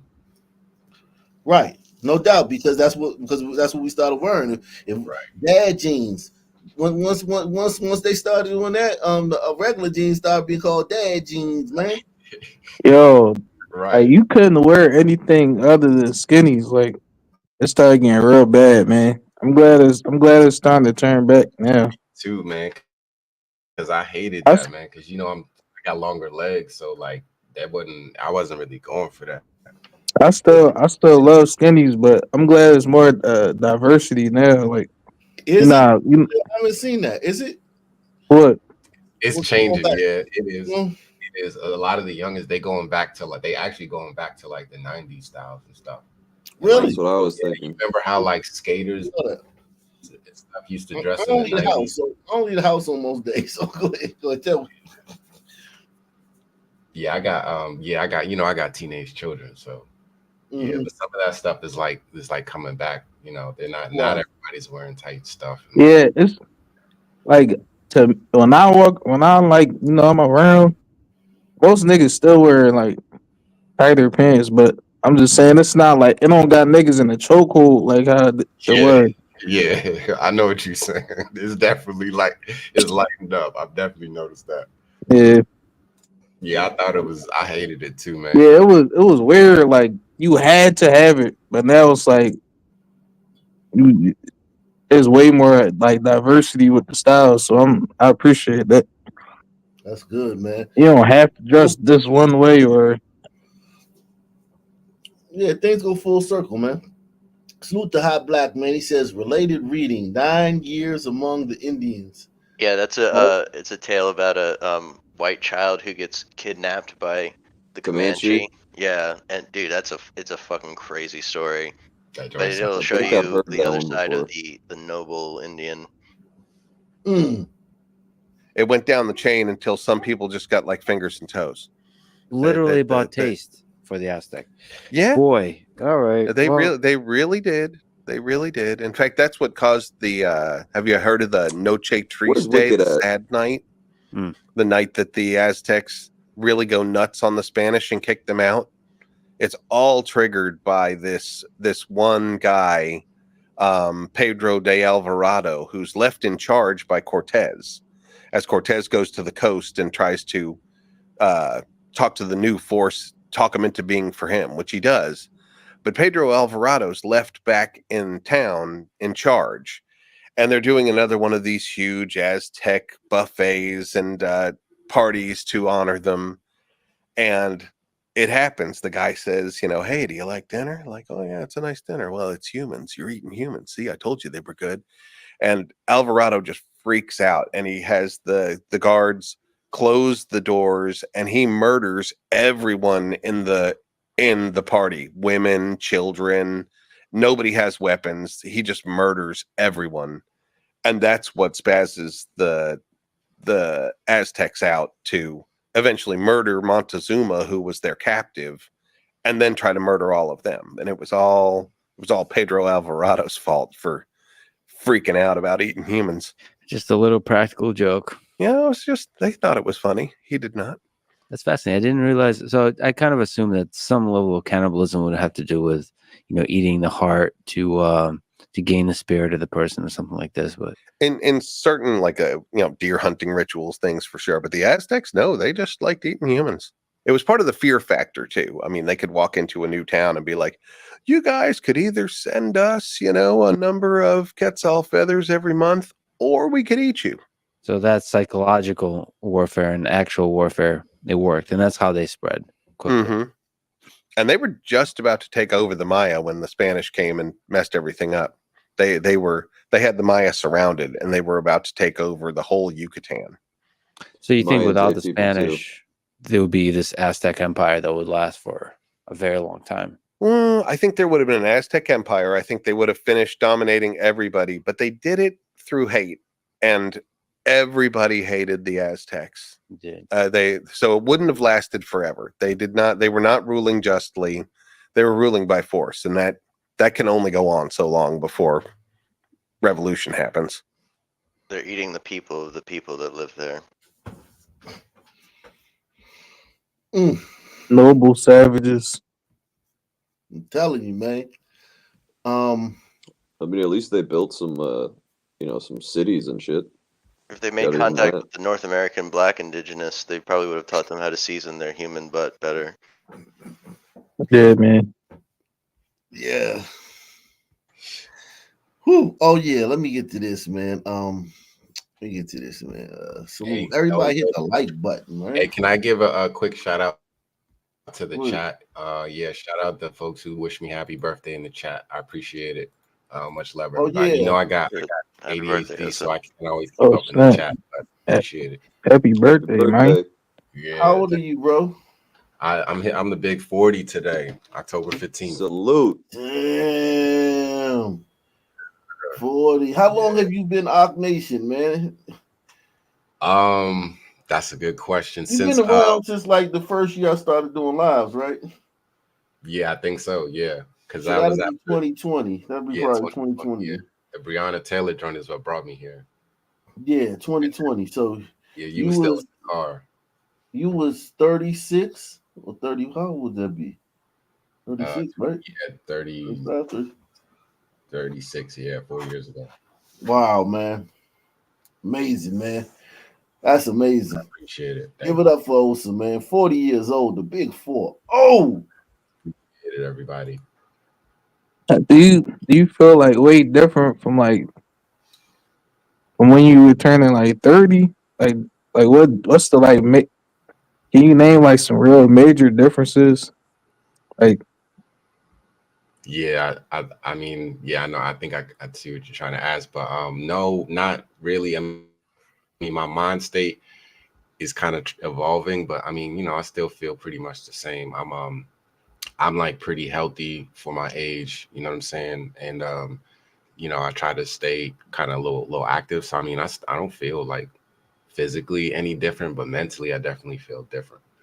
So your knees don't creak when you fucking get up, man? Man, that's been happening since 36.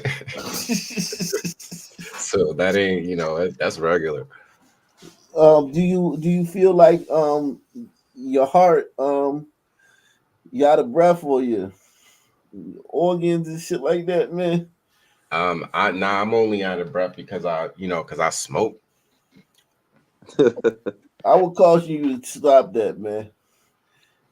like smoking, like hit the vape. Smoking some like some of that ooh weed or like cigarettes. I smoke cigars. Okay. Yeah. Somebody in the chat asked, do you feel like your testosterone drop? Like, do you feel like that? Like you don't, you know? I don't libido. No, I don't. Yeah, libido. Yeah, I Like, don't. do you feel like your libido is lacking? Nah, I don't think so. But again, but for me though, it's sure as hell ain't the farthest. It's not a driver for me as much. Like a lot of dudes, well, some dudes that I know, they really wasn't getting action from women in their 20s and 30s. So now they 40, they're really more concerned about being pumped up and stuff like that. I don't really care as much anymore, so it's not. I don't think my libido's gone down. I just don't think it's a driver. Like I've had sex with a bunch of women. I don't need to prove it. A lot of dudes are like turning 40 trying to Yeah, prove it. exactly. For real? Trying to put up numbers and shit. Yeah, trying to put That's up numbers like I'm bizarre. not really on that Empty type calories. yeah, empty calories, right? Bro, Because when I I turned mean, I like don't got nothing to prove. But a lot of dudes wasn't getting action from chicks when in their 20s and 30s. But now when you 40, oh, it's like it's prime time. It's go time, especially in the city, in any city. Or 40 is prime time for niggas. What? In For like you women. just trying to For get some women, yeah. Yeah, but these joints ain't serious though. But yeah, these dudes like think about it. Like these dudes in DC, a lot of these dudes, they got good jobs. They 40, they've been having some corporate good, government jobs, whatever, for like 10 years. They making like what 200, 250K, and they just out here. They can mess with the 40-year-old and older, but they can mess with the 40-year-old, they can mess with the 30-year-olds, and they can mess with the 20-year-olds. And a lot of dudes my age are just starting to realize that. So Oh yeah. they want to crash out. Yeah. Oh damn, niggas still getting it popping at 40 something. Man, it's starting for dudes. Damn. These All right. dudes don't be getting action like some of them say they do, because they wouldn't be so geek and anyway, but whatever, man. well, here's the thing though. Like, I think the Sun Man is like kind of like predisposed to sexual like promiscuity and proclivity because of the gratification deferment issue, man. So Definitely, I know I've struggled with that my whole life. yeah, a lot of the Sun Men I know, they were putting up extraordinary numbers back in the day. So it's like, for real. I don't know, man. Yeah. I put up humble numbers. I don't got like numbers. I don't think, hell no. I'm humble. I got humble numbers, but it's not like zero like some, you know what I mean? So No, what I'm saying is like it's like if you a hood dude, right? You yeah. you basically, Jones coming through, you niggas bringing freaks through, niggas the whole hood hitting them, cracking them, niggas like Jen holes out. yeah, like niggas, and then plus like a lot of Jones the dudes bring through, they pass them around and shit.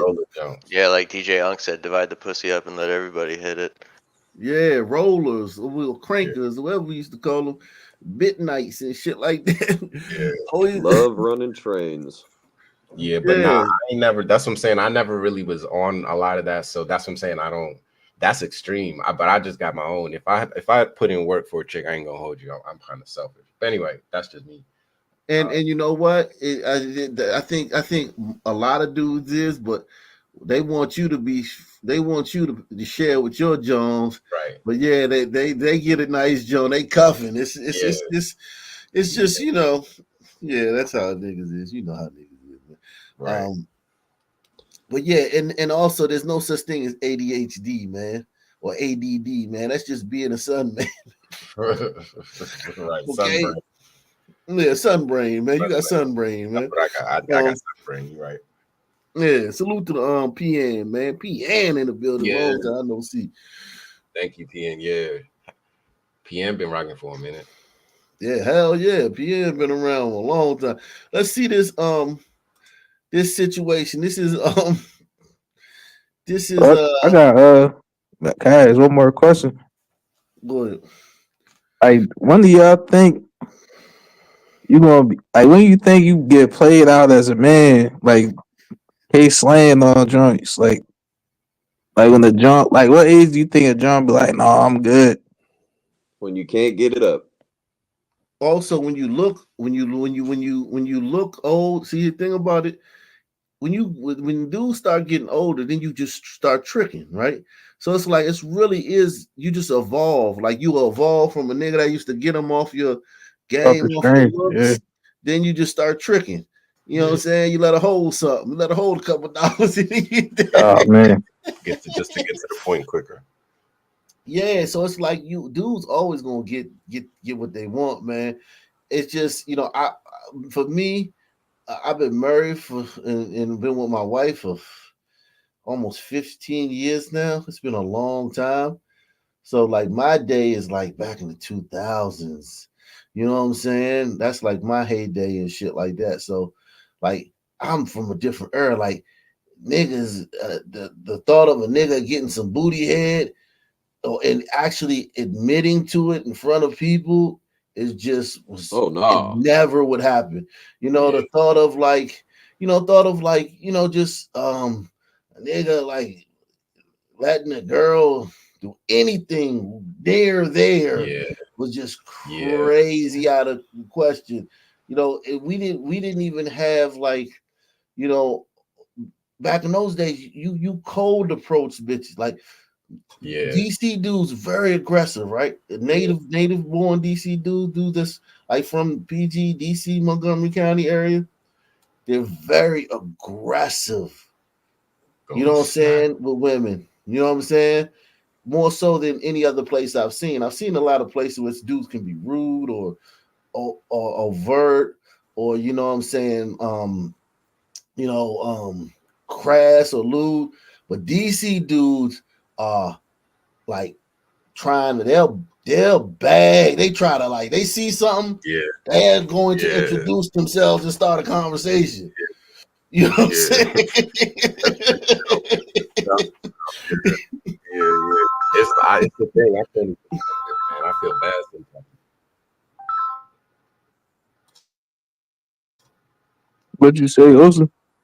I said, I can't even help it sometimes. Like I feel like I have a problem because I have to consciously not do it sometimes. It's crazy. Damn. I don't know why we're like that. But yeah, I feel like this area, but I don't know.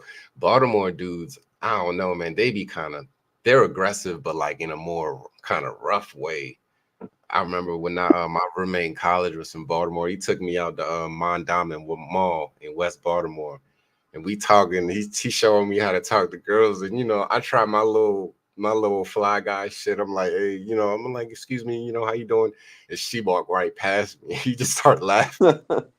So he's like, nah, man. He was like, young, so you got to like yoke these joints up and grab them by their arm. I was like, what the fuck? And they go for that. And he like, sure enough, they did. And I was like, oh, nah, this is different. You can't do that in Montgomery County. Nah, that's not happening.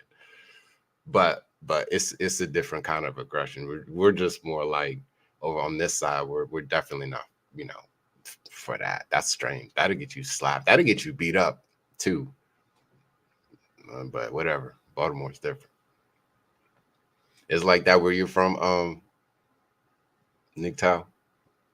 No, we ain't yoking bitches up and all that. It's I guess it's kind of more on some like you be right at a joint It is aggressive though. I can't even lie. Like a nigga be like try to get like all in her face type shit, but it ain't awesome. You grabbing these bitches up and no, it ain't. Some men in New Orleans But been if screaming you from across the street and shit. yeah, like we'll holler at John cause the street. Like if I'm with my niggas and I try some smooth suave shit, they be like, nah, bro, like you drowned, though. You got really like you gotta be really you gotta go after type shit, bro. Yeah, you gotta be. You Yeah, gotta yeah, pressure her. Yeah, you gotta put pressure on these bitches in Philly, dog. Cause they'll definitely just look at you like, yeah. They'll what are you doing? Yeah, especially some women. Some women will make you work. Like they'll carry you first, but whole time they might actually like you. It's like Nah, for real. it's like children. But anyway, Nah, that's um, dealing with some women I learned.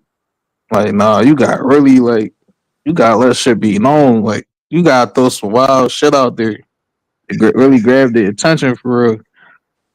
They Cause they'll also think you like playing, like, nah, like I'm trying to get this shit cracking. right. also, what do you do to keep in shape?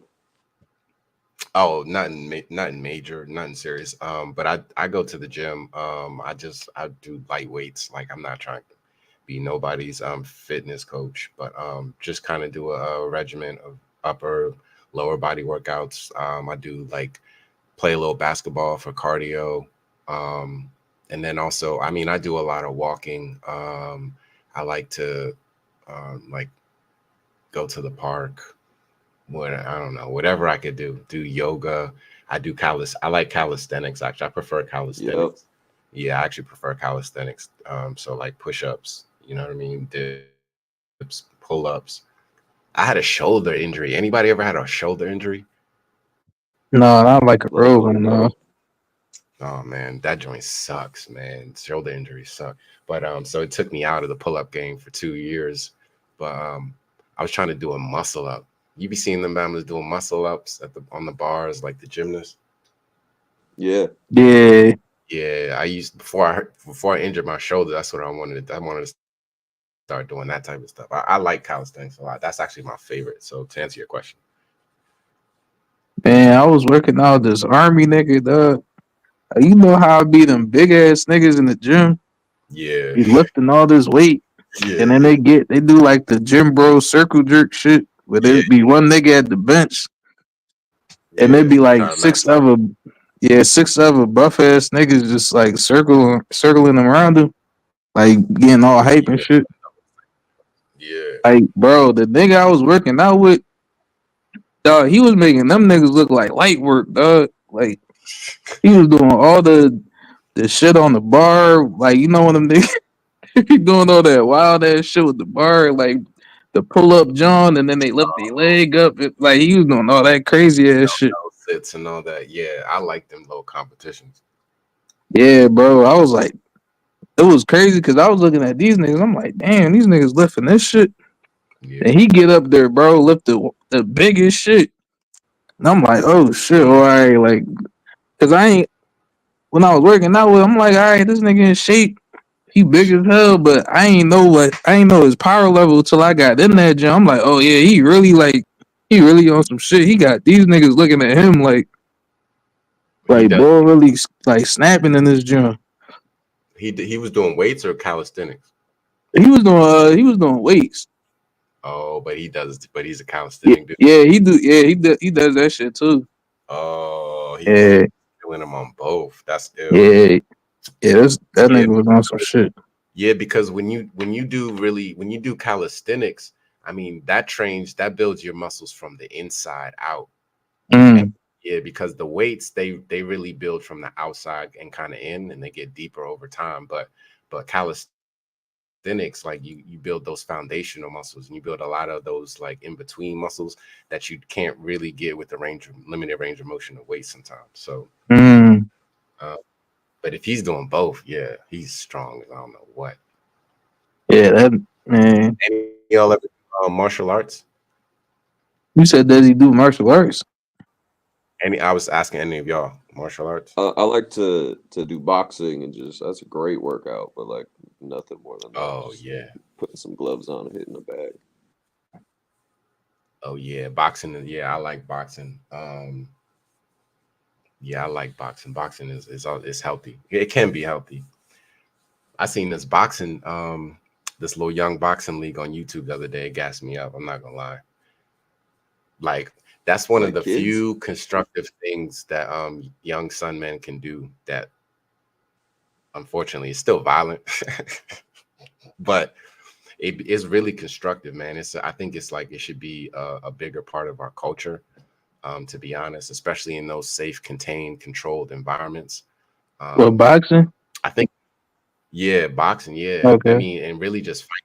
I think we should bring fighting back in the style in our community. I think that would help because like we rely too much on like a gun culture. But when you had to fight, if you know you have to fight people out here on the streets, then fighters respect each other a little bit more. Yeah, we need like a new Sun Bushido code. Right.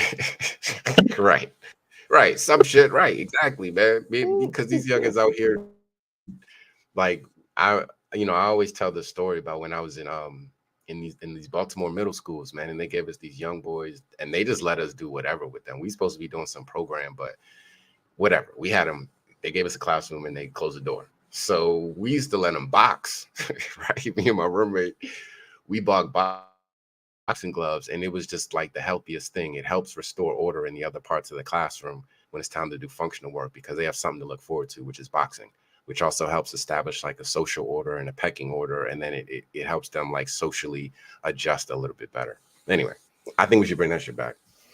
But Yeah, it just reminds me of The Wire. I think that's what taught me about a possible solution, if there ever was one. I don't think that's a solution, but I think it would go a long way. A Band-Aid. Yeah, it would go a long way. Salute to Dada Narikan. Says, I'm making kangaroo tacos this week. Where'd you get the kangaroo meat from? Because I mean, I've had a kangaroo beef stick. Pause. But I've never. Was it real kangaroo? Kangaroo beef stick. Yeah, it said. I mean, this is my brother-in-law. He orders it. He gets all the bison and all the different types of meats, deer and shit. So it's like, You have to. You have to order that from like a special factory somewhere. I Like, think so. I think he ordered. Yeah, you don't just get it from the grocery store. Hell no. Yeah. You got it from somewhere else. Yeah, because kangaroos, ain't too many kangaroos over here, man. And the ones that's over here, they not killing them for meat. Right. So that's a special order. Ones over there will fight you too. Oh yeah. Them videos be looking crazy, That would Yeah. be wild. Imagine you had to fight one of them joints one day. Yo, some of them kangaroos be looking diesel as shit, dog. Like, god damn. Like mutants. Cock swole. Yeah, they be looking swole as fuck. Like they been lifting weights or some shit, bro. And they be looking like angry and shit. Like they be having attitude. Like, ass. Right. You see what they do every day to move? Their locomotion is very, very strenuous, man. I'm sure that it's like, you got to be strong to move like that, to just hop and hop and hop. Like they hop fast. Like how fast? Let me see how fast a kangaroo is, man. Because I think they can hop fast as shit. Yeah. You said 20, 25 miles an hour? Might be more. Kangaroo is 21 to 20, but no, 13 to 16 miles per hour. But speeds of up to 44 miles per hour can be obtained for short distances. damn. Holy shit. That's fast as fuck. Yeah, so you got to be like in the way their bodies is, like you gotta to do that. That's how they get around. Damn, that's a strange. I know the first time somebody seen one of them, they probably was like, "What the fuck?" That happened a lot of times in Australia, I think. Yeah, right. And they don't have no natural predator over there either, do they? Nope. Nothing to eat them before. They're anomalous. Dogs come now. Now dogs get them. They got wild dogs over there now. the wild dogs, yeah. Yeah, all the feral But good luck. dogs and But shit. they strangling. Seen the video where he has somebody dog in a Yeah, chokehold? yeah, definitely. One on one, a dog is, but in a pack, they can't do nothing with a pack of dogs. Dingoes, yeah, their primary predator. Oh, Dingoes. Yeah, one of the few. Yeah, yeah. So, this white guy right here, man, he was beating up Commander fans, man. Do we got a straggler? Do we got a straggler? He beat up these two white guys, man. I can't show you that through YouTube, but Do we got a straggler? I don't lose. Yeah! Oh, Let's go! Wait. Let's go! Let's fucking go! Is it any coincidence he's hanging out with his son buddies? Well, he beat up two niggas. No, he beat up two gliders. Hell no, not hell no. it would have been if he would have did that. It would have been on First Take today. They'd been covering that on First Take, and they've been like racism is out of control in America. Right. Kamala need to win. You need to let Kamala win because racism is out of control.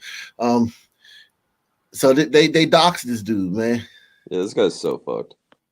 Look at it, and think about it. Oh, this the dude who hit him.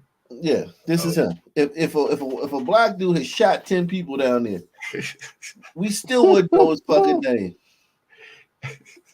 They'd be still begging, please, somebody from the community, please, Wait, so man, give us a tip. are there black people mad at him or?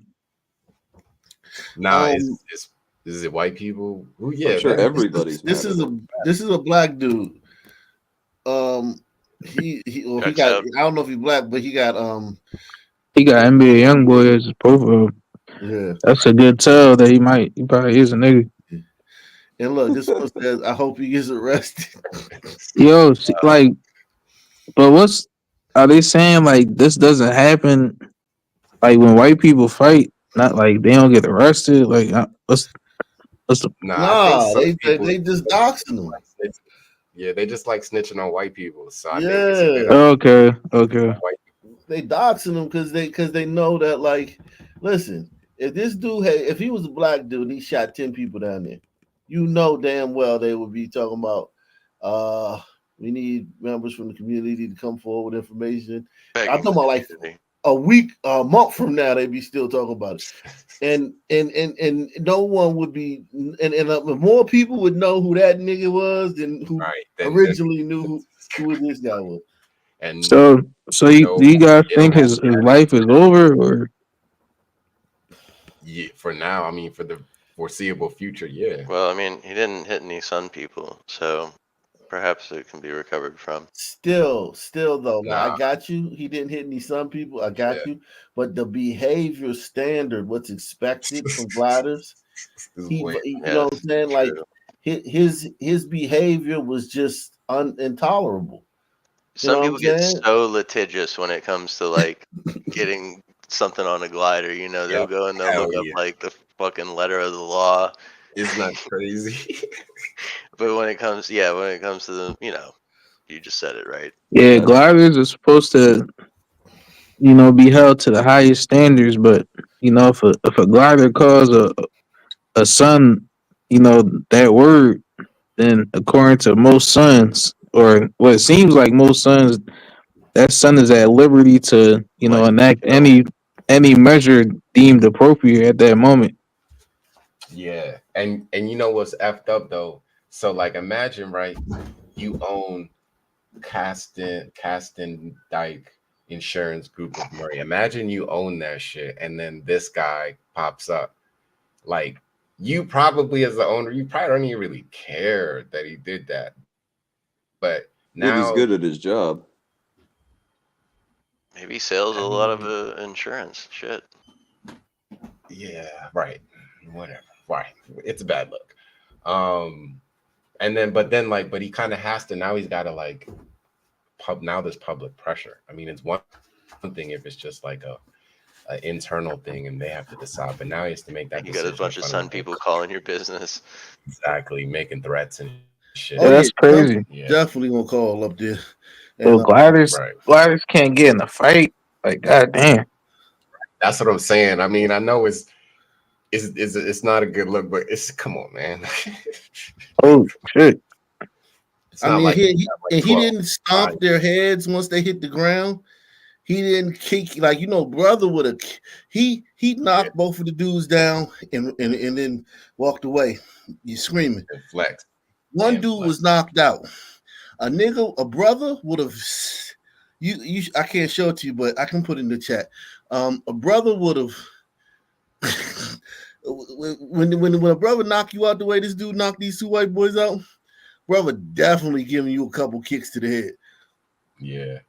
I was just reading about a story in Dallas, I think, or maybe in Houston, where a woman got into a fender bender with a Sun woman and a Sun man, and the woman was pregnant, and the Sun woman got out, robbed her, and then beat her down and kicked her in the stomach so many times that she lost the baby. Damn. While she was screaming, Yeah. "I'm pregnant." Oh shit! Yeah, some woman that Yeah, and then they haven't found them. It's on video though. I ain't gonna lie. This happened. When did this happen? It was apparently I just seen it, but apparently it happened back in like June or July. I'll see if I can find the link. Yeah, put in the back. I ain't gonna lie. I've heard many times from some people like, I don't give a fuck if you pregnant or not. So that shit don't surprise me that much. Mm-hmm. Yeah, I hate to admit. Yeah, some people are we have a different social social contract with each other. Like this white guy social contract is it's a certain amount of certain behaviors that are like for instance, if this dude had like 6 baby mothers and he was like bragging online about all my bitches and shit, they be getting me booty head, he'd get fired for that. Yeah.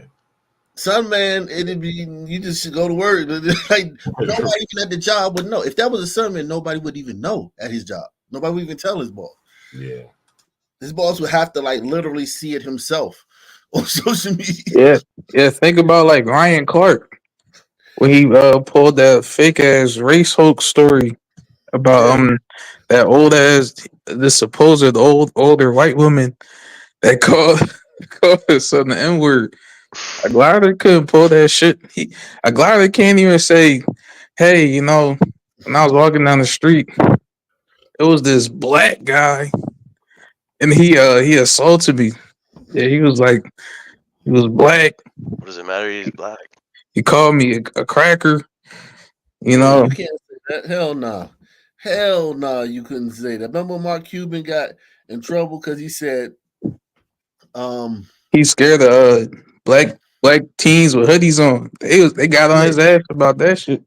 But he did. He said whether it was a skinhead or a black teen with a hoodie, he even softened it up for them motherfuckers. He gave them both sides of the coin. They still Yeah, he did the appropriate glider. The shrewd glider.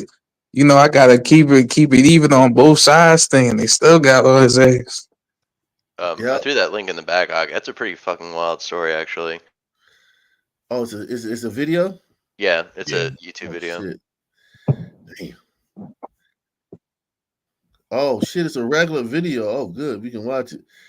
That's good, man. Oh yeah, it's not the whole video of the incident. It's a news clip. Yeah. Hey, you got to remember though that tearing down the gliders, that's just equity. Yeah, true indeed. Very true. You back for slavery. Yeah. That's some get back. Yeah, and it's people that come from communities where like someone's gonna get murdered. Someone got murdered today. And you know what I'm saying, broad daylight. You know what I'm saying? This whole street was blocked off. Detectives, milling around, forensic science, cops moving around, and they know who did that. And no one's gonna get online out. fucking with this guy. Tax-paying citizen. Shit. Jake Paul looking ass. Jake Paul. Wow. Wow. Unbelievable. This is standard, man. They wouldn't found his ass. That's crazy. Shit. So yeah, let's unfucking believe it. Let's see this video, man. Yeah, we really hold gliders to the damn near angelic standards, man. Well, we They can't. know that they have more restraint. They have more ratification deferment. They have more restraint. They have bigger prefrontal cortexes. We don't know that, but we know that like from their behavior. We don't know it like Yeah, by proxy. but You don't yeah, know the science and all that shit. yeah. We know they have, you know what I'm saying, and we know they possess more intelligence than us, and we also know that the weaknesses of their intelligence, like we know that they can be duped, like gliders can be duped. Like for instance, For real. if it wasn't just like the army that came over here to the Americas, that's one thing how the gliders won, because they brought over armies with diseases and shit, and they killed and the diseases wasn't diseases to them, it was just diseases to the new people that they encountered. But they brought over like their savages, like their armies had been fighting in other wars all over Europe, and then they sent those motherfuckers over here to conquer the new land. And these were savages. These were white savages. If they had brought over middle class white people and shit, they would have never conquered them savages, because they had to send their savages. You know what I'm saying?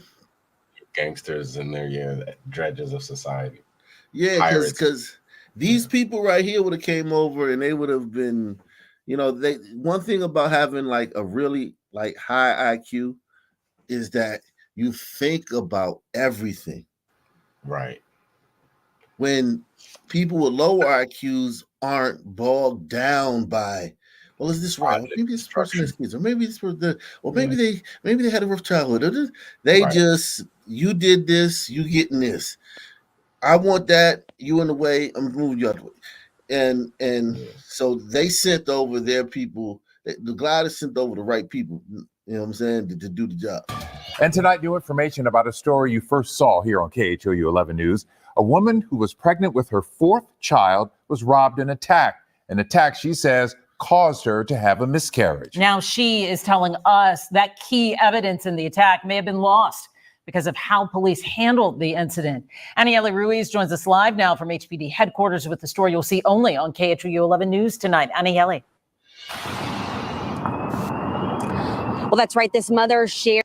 2 black people kicked the story to a hombrida. It was a hombrida that they got beat up. That got the baton. Oh, that got beat up. Oh, I don't know. No, I'm asking Pablo. Oh, my bad. I don't know if Breeder or white. Okay. But yeah, 2 black people get to do the story. And, she got a little smirk on her face. He looking kind of stoked. But if this was white people and the story was of a black woman this happened to, it would be like a whole special. It would be like a bigger thing. It wouldn't just be this incident. It would be about so much more. You know what I'm saying? Crisis in Houston. The framing would be much different. Houston under attack. It would be about like a national conversation and shit, and it would be not a smile, man. You couldn't even show your teeth, man. It'd be crazy, man. But it's interesting. That key evidence in the attack may have been lost because of how police handled the incident. Aniele Ruiz joins us live now from HPD headquarters with the story you'll see only on KHOU 11 News tonight. Aniele. Well, that's right. This mother shared the story about her attack and how she lost her child, she says, right after this attack. But she feels officers didn't listen to her. And because of that, she feels they lost key evidence. She's asked us to hide her identity because she says the woman that attacked her is still out there. It didn't seem real because I had just had an ultrasound. It's a loss this mother of 3 is still trying to wrap her head around. That sounds like an hombrida, man. Not sure. Mother of 3. Yes, I'm Mother of ready. 3 is still trying to wrap her head around. She had red hair. Back on July 29th, she had a car accident at this corner store. Selena Food Mart. Off of She was Lockwood. going to get her some. Oh, okay, that's the name. Check out She the had patrons. just got some rice and beans. Yeah, man. Goya. She went to get some Goya, man. On July 29th, she had a car accident at this corner store off of Lockwood in the 5th Ward. She says her flip-flop was stuck in the pedals and she crashed into a pole and a car. When she got out to survey the damages, she claims a woman who just happened to be at the store jumped into her car, Came up and grabbed my purse and my backpack out of the passenger seat of the car. Later, surveillance video. Yo, I thought she got into a wreck with that woman. This is just this Sun woman was just there and took the opportunity. Damn. Yeah. She wrecked, a white woman wrecked in the area. Oh, we about to get her. Survey the damages. She claims a woman who just happened to be at the store jumped into her car. Came up and grabbed my purse and my backpack out of the passenger seat of the car. Later, surveillance video from outside the store captured the mother following that woman on foot, trying to get her purse back. She said she followed her inside the store, and that's when the woman kicked her stomach repeatedly. Don't kick me in my stomach, I'm pregnant. She kicked me even harder where it made me go backwards, you know? The mother was taken to LBJ Hospital where she lost her baby. I cried a lot in the hospital. It didn't seem real. And I think the hardest thing was actually. So the way Democrats, and we know this is a Democrat voter, this is a Kamala voter right here. This woman's voting for Kamala. But this both of them are, but this one definitely. That's a life, man, right? Because no, that's not a life, right? Yeah, it's not a life. Yeah, that's not a life. Because she wasn't, but life, it's no big deal, right? So this woman just missed the right? It was just a clump of subs. That was it. Yeah, she robbed her. She was on just a the robber. phone while she does this too. Yes, theft. Casual theft. Following that woman on foot, trying to. This woman's no threat to her. If that was a Boonshika, another of her species, man, yeah, it would have been. And you heard her, right? She said the dark butt kicked her in the stomach or stabbed her in the stomach, and she said, "I'm pregnant." And then the dark butt responded by kicking her harder. Like complete brutality and cruelty. Yeah. Cruelty to the unborn child and cruelty to the mother, man, and cruelty to the father of the child and the whole family. And they'll be, even if they find her, they'll be like, it ain't gonna be what it would be if it was reversed. If it was reversed, it would be a hate crime. My guess is the attacker had an abortion before, so they were like, "Oh, whatever, just do another one." Yeah, the attacker didn't get the attacker. They just like that. Attacker is man. just like a feral ape, basically. Yeah, exactly. It's just like, yo, she just like you just go. Did she just doing what she like? Think about it. Someone just had a car accident. She didn't go over there to 0.5 see if they seconds, were you're all on your way to right. rob them. She didn't go. If this was a white neighborhood, everybody went over there to see if the person was all right. If the car was on fire, it would be white people trying to pull the person out of the burning car and shit. This bitch came over there and just started stealing. Start taking her shit. That's OD. And telling her homegirl about it at the same time. Right. She talking to her Yeah, because she was on the phone at first when she walked over there. Is she on the phone when she walking over there? Hold on. And a car. Nah. When she got out to survey the damages, she claims a woman who just happened to be at the Oh store yeah, she was. Damn.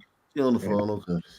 jumped into her car. Came up and grabbed my purse and my backpack out of the passenger seat of the car. Later, surveillance video from outside the store captured the mother following that woman on foot, trying to get her purse back. It's an EBT She car said in she here, followed girl. her inside the store, and that's when the woman kicked her stomach repeatedly. Don't kick me in my stomach, I'm pregnant. She kicked me even harder where it made me go backwards, you know? The mother was taken to LBJ Hospital where she lost her baby. I cried a lot in the hospital. It didn't seem real. And I think the hardest thing was actually giving natural birth to her. But making matters worse, Damn. she says the Houston She police had to birth that dead baby.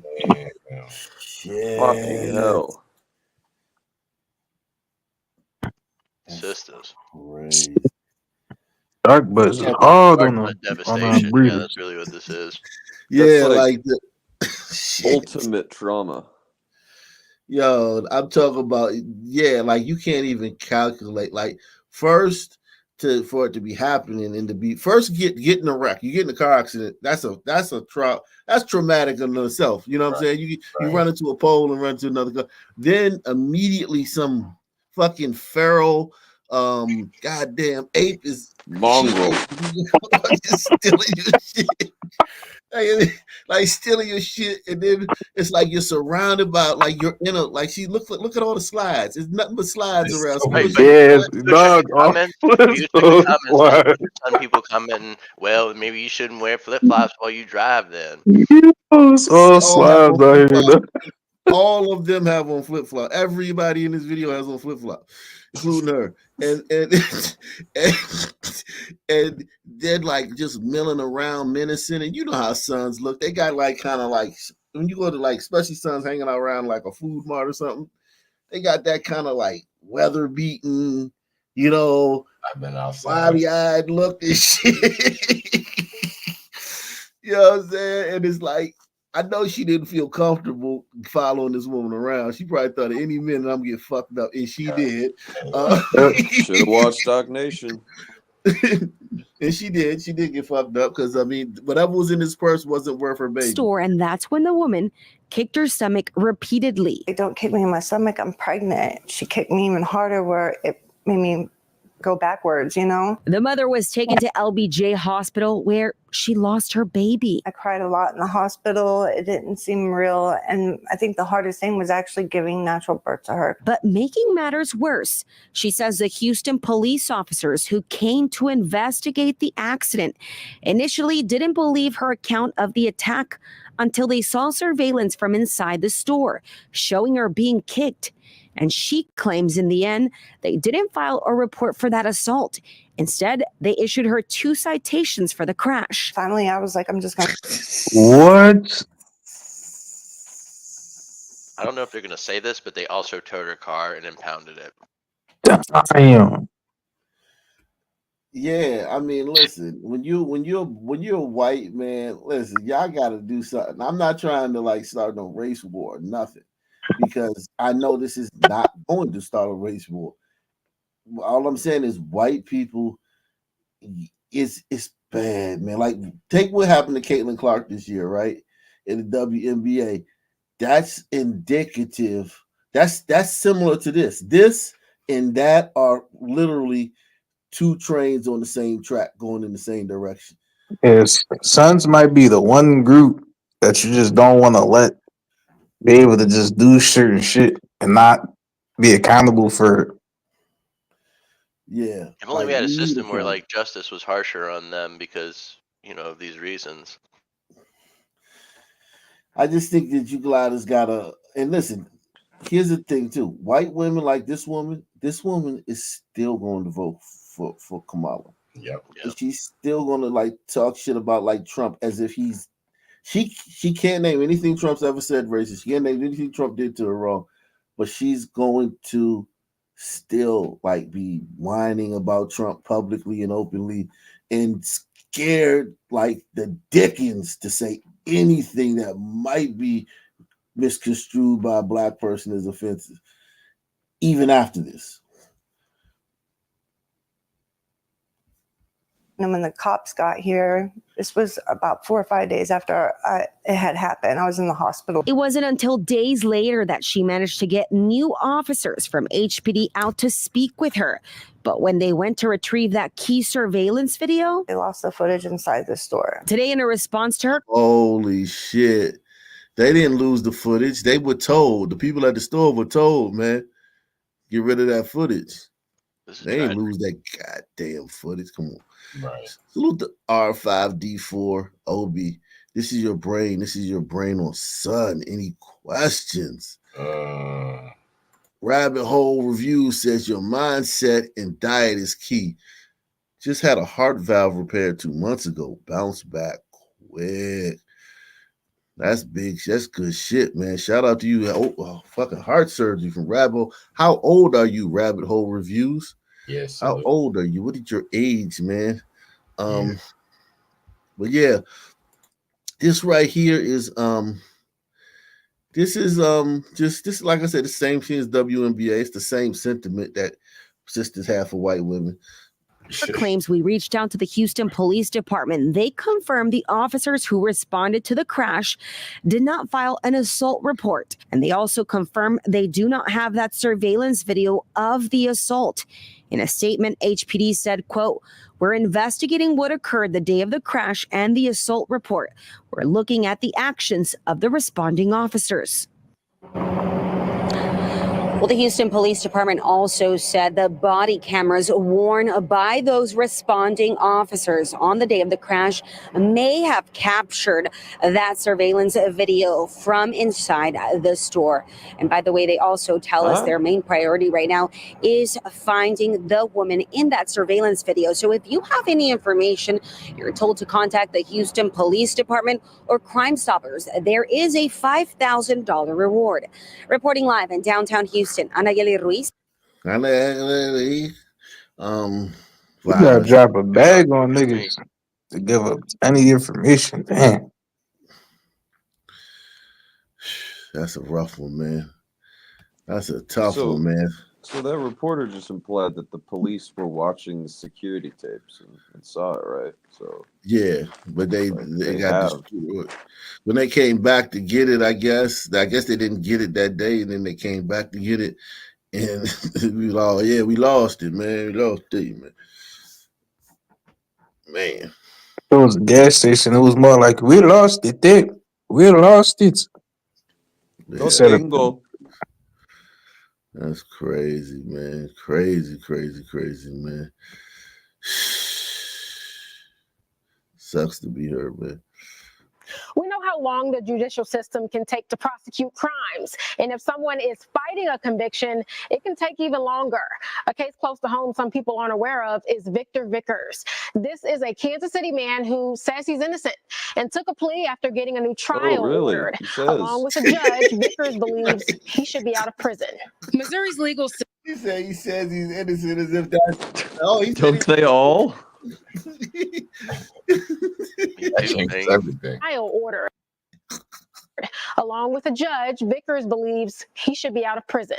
Missouri's legal system has many checks and balances.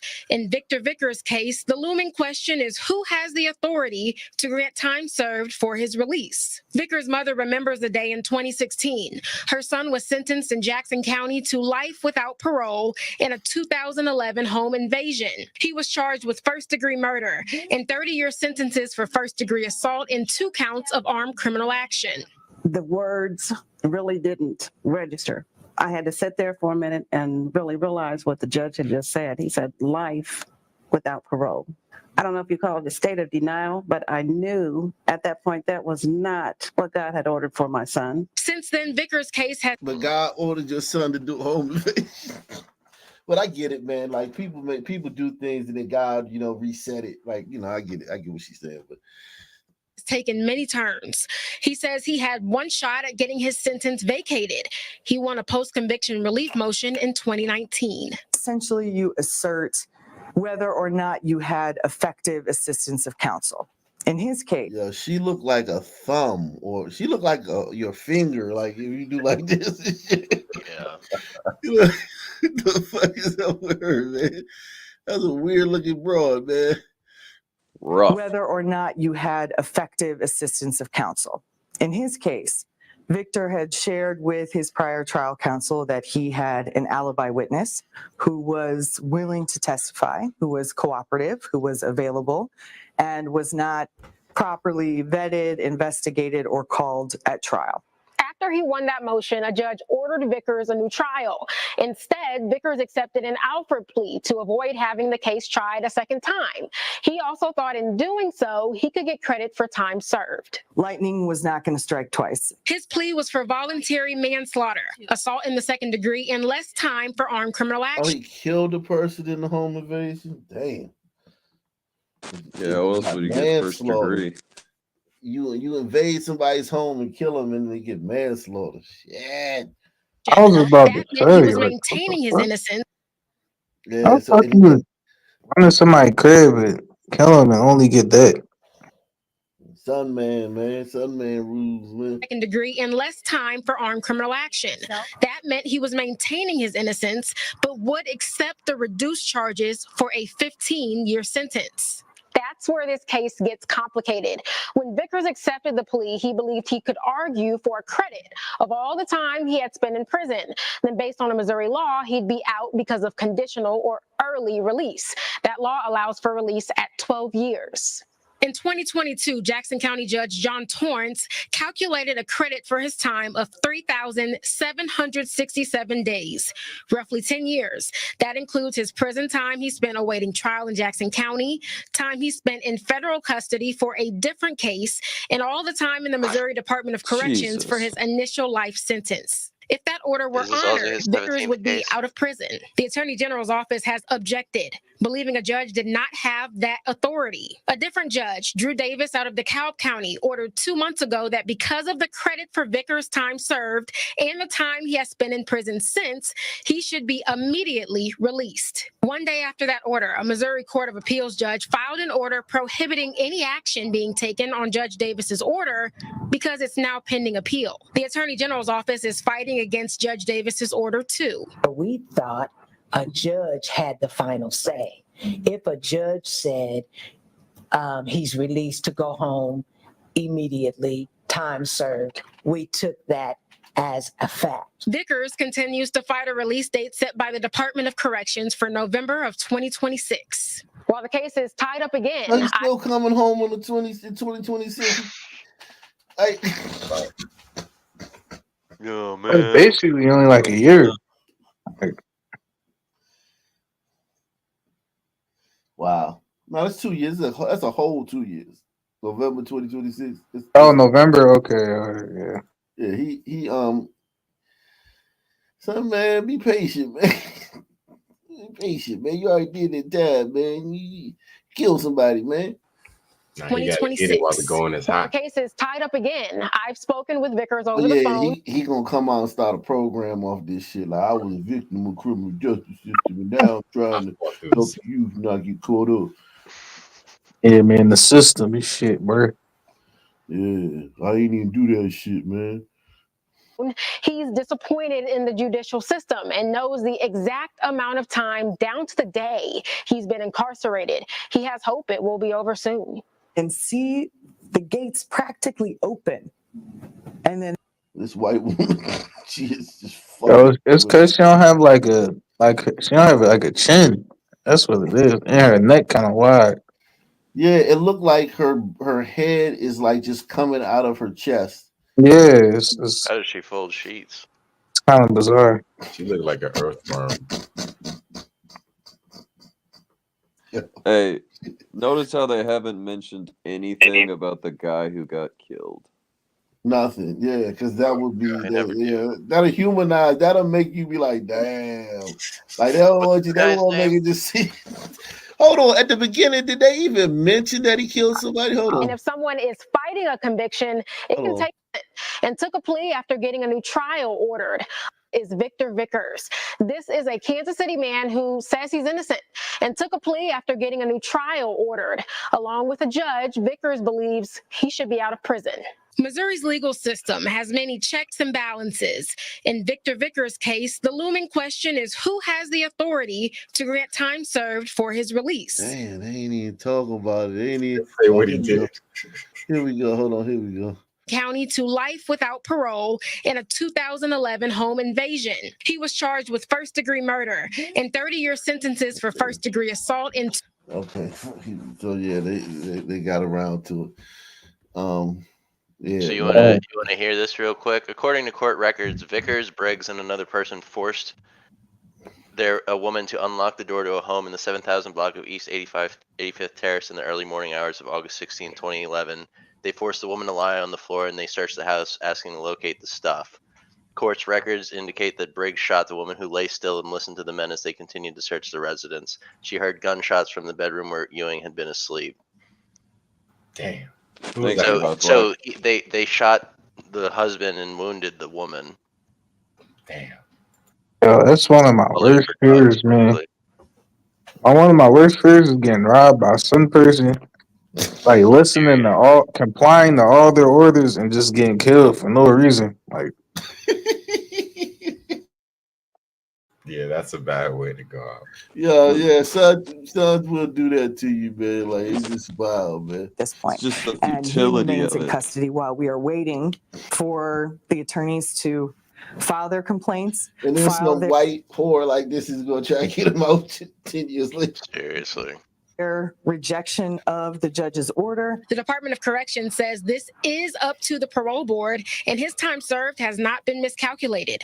But that won't stop Vickers, his legal team, and family from trying to prove it was. As far as being actually to bring him home, my hands are tied.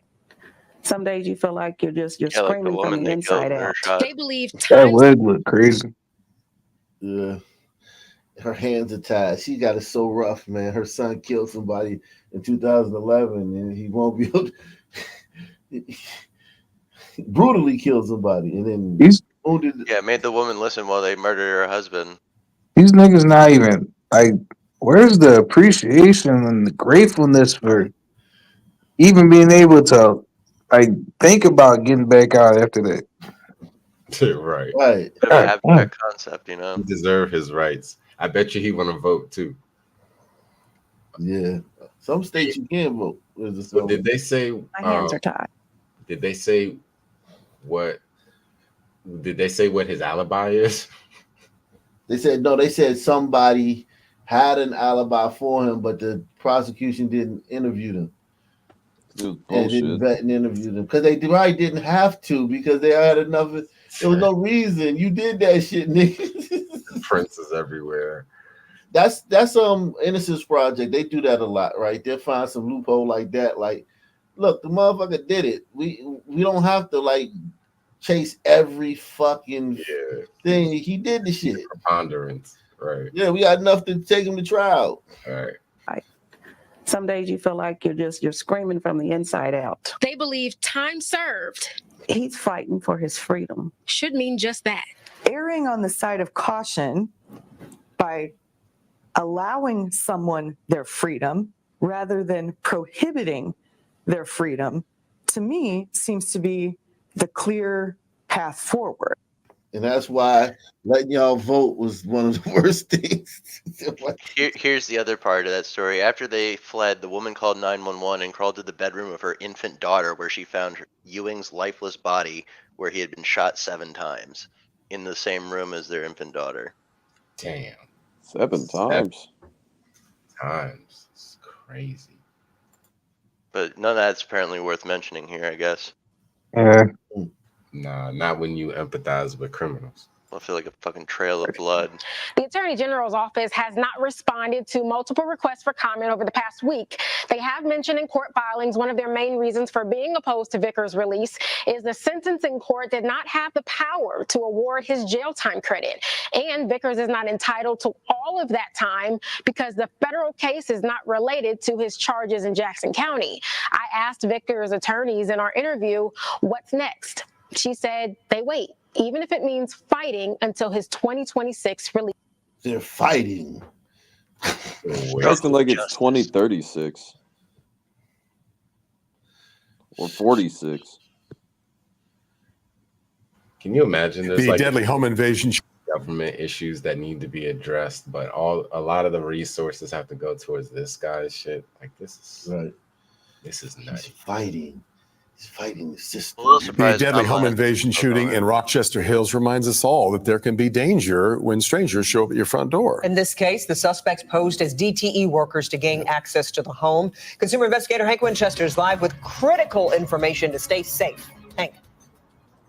And Kimberly and Devin, I shared during our morning editorial meeting that this story was in my head all weekend long, thinking about the victims involved and also the idea that they thought that knock on the door was DTE there to help. Instead, they were duped. Unfortunately, that played out in a horrific nature. That's exactly why tonight, important information to help keep you and your family safe. Or DTE? They look so legit. The DTE credentials, the vest, the clipboard, all bogus. And take a listen. They're preying What's on emotions, DTE? concerns about a gas leak. We're checking for gas leaks. Police believe the men captured here on camera carried out this horrible crime that left a Rochester Hills man dead, his wife hospitalized. I think a lot of us have this pressure where we feel like we need to open the door to communicate. We don't have to do that. No, don't. Just You don't have gliders, to open actually. the door. If you want to let somebody know that you're in the house, you can answer by keeping the door closed. Our security expert, Darnell Blackburn, warning you, providing us all with key safety information if a stranger happens to appear on your doorstep. If you're not expecting somebody and I don't care who it is, you're not expecting them and you see that there's a company of some kind out there, yeah, you make the call. Hold on. If you don't want to answer the door right away, Once you say, all right, I'm gonna call the company, them niggas gonna fucking flee the scene. That's gonna be the test. If they really that, they're gonna just sit there and wait. If they are not, they gonna get low. Right. Is this like some burrito shit? I know we did another story like this. They like posed as some sort of Maintenance man. and they just ran in the crib and did whatever they did. Nah, I think anybody might try to. Is that something we can just take a quick look at? Yeah. In 2016, after a rash of crimes involving fake utility workers, I went undercover working with Ferndale police, and I was stunned over and over how many times people let us into their homes without any valid ID and a bogus story. We just need to take a quick look at your It's only water 'cause quality, it's make white. sure everything's okay. Sure. The Oakland County Sheriff saying in this case, the men allegedly gained access because they warned of that possible threat, a gas leak in the home. The husband went to the basement with them where the gas comes into the house, and the wife never saw him again. When you hear about this happening, it's somebody in. Wow, he walked through now. Come on, right this way. And they fucking murdered his ass. He probably had no idea that was gonna be his last moments left. Of course not. Those trusting gliders. He looked like he got some burrito in him too. He might be an Italian or something. Yeah, that's a pepperoni. The wife never saw him again. When you hear about this happening, it's somebody impersonating you for something like this. What goes through your mind? Oh, it agitates us, right? I saw that story and I immediately was angry, right? Somebody said they're a DTE gas worker. First thing that came to mind was, well, you're in Rochester Hills and that's not even DTE gas territory, right? So you're making up a story and you're using my name and reputation of DTE Energy to get into somebody's house. So when you hear that knock on the door, DTE and Darnell both reminding us just to take a moment, think about whether this actually makes sense. And if you can, if you get a visual on that person who's flashing that ID, try to get their name, their title, call the company directly and say, listen, is this guy really supposed to be here? Does he need to come into my home? Just take some time to make sure that you're keeping yourself. Yeah, they're gonna get low. They're gone. As soon Cops as are you going to say, handle all right, those DTE men and let them handle them. yeah, shit, crazy, man. Oh wow. Start with the Fox 5 exclusive. A mother recovering in the hospital after a triple shooting in Southeast D.C. That mother says she was an innocent bystander. She is only speaking with Fox 5's Shamari Stone. Innocent bystander. Salute to Rabbit Hole Reviews. He said send John Callis to a labor camp.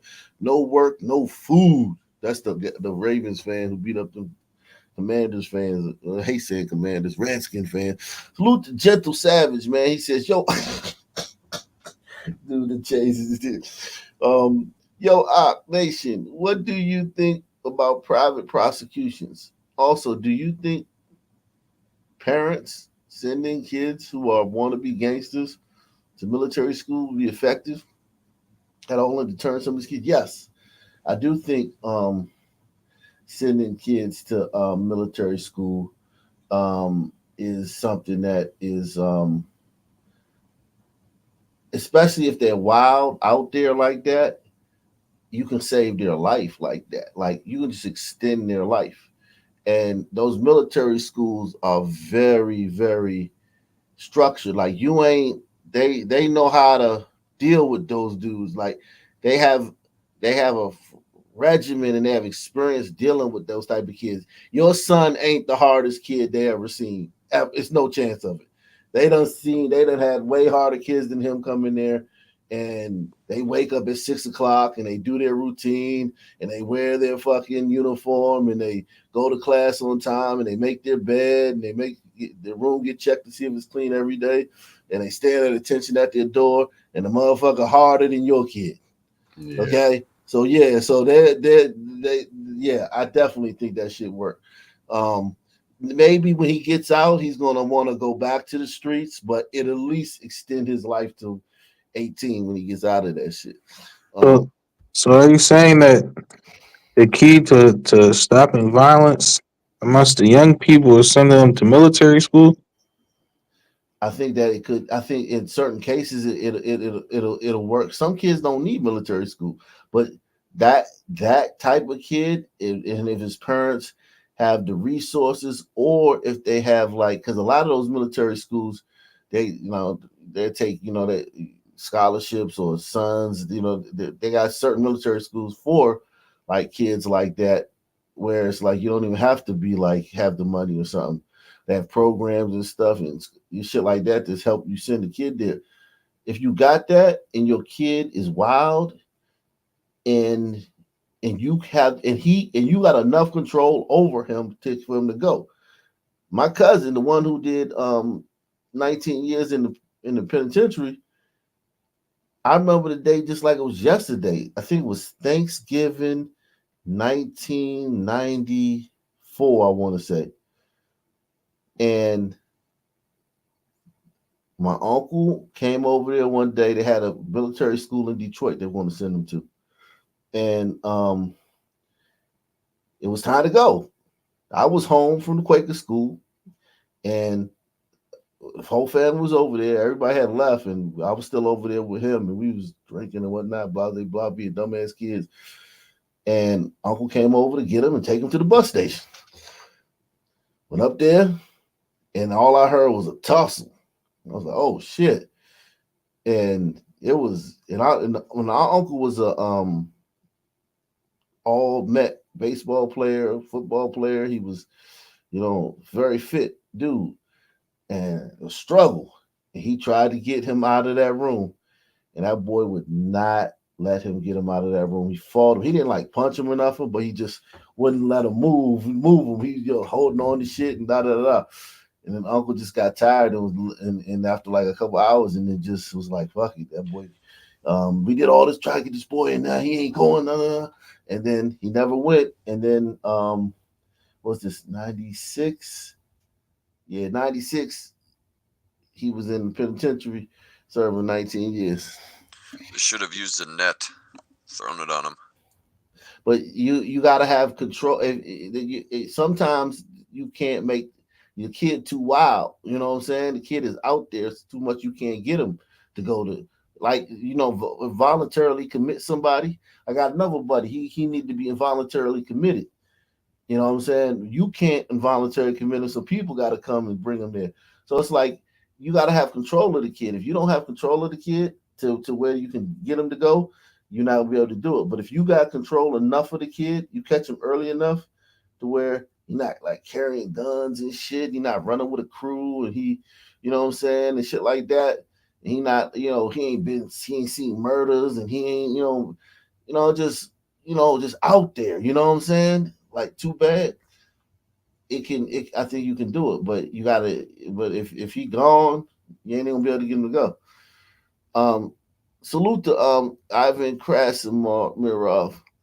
He said, "Greetings from Eastern Europe. Glad I found your channel to open my eyes. Forced diversity sucks. It doesn't work. I love homogenous societies. Yeah, man. Yeah, forced diversity does not work, man. Nope. Start with the Fox 5 exclusive. A mother recovering in the hospital after a triple shooting in Southeast D.C. That mother says she was an innocent bystander. She is only speaking with Fox 5's Shamari Stone. tonight, that mother told me that she was inside her apartment out here on the 800 block of Barnaby Street Southeast. She suddenly hears gunfire out here on the block. She then goes to her door to check and see what's going on. Suddenly, she feels a sharp pain in her arm, that bullet traveling through her arm, and then she says it stopped right here in this area. She's recovering tonight at a hospital. DC police telling us someone fired the shots on the 800 block of Barnaby Street Southeast around 1 o'clock early Sunday morning. When police arrived, officers found a man and the woman I interviewed suffering with gunshot wounds. Medics drove them to a hospital. They survived. A short time later, police say a third man arrived at a hospital with a gunshot wound. Tonight, he's also recovering. You're now going to hear exclusively from the woman who was shot. She tells me she was an innocent bystander. I'm in pain. I got shot. What do you say to the person who shot you? Why would you shoot at my door? And why would you shoot me? I get along with everyone. I'm just happy that I'm alive. How would you describe the violence in D.C.? It's bad.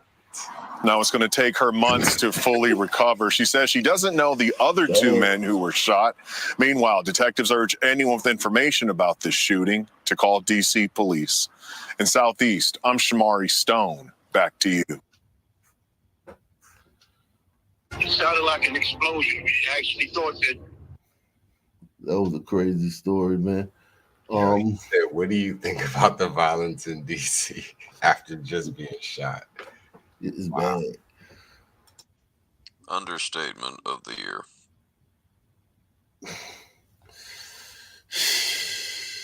Oh, wow. You see on this street. This morning, investigators are trying to figure out what led to the stabbing of 3 people in Center City after police were called to a large fight at 13th and Walnut Streets last night. Action News reporter Catherine Scott is live at police headquarters with the details. Catherine. Matt, that's right. 3 people were stabbed outside a bar in Center City. Police say that they're all in stable condition and they continue to look for the people responsible. Let's get to video from last night. You could see police on the scene there in Center City near 13th and Walnut. They were called around 10 p.m. Witnesses told police the fight broke out outside a bar, and that's when 3 people were stabbed. The victims are 19, 25, and 26, and all are in stable condition. These niggas out here dancing. Like, what the fuck? Juking and jiving. Twerking at the crime scene. Bitches out here fucking pop locking and popping that motherfucking them cheeks in the circle.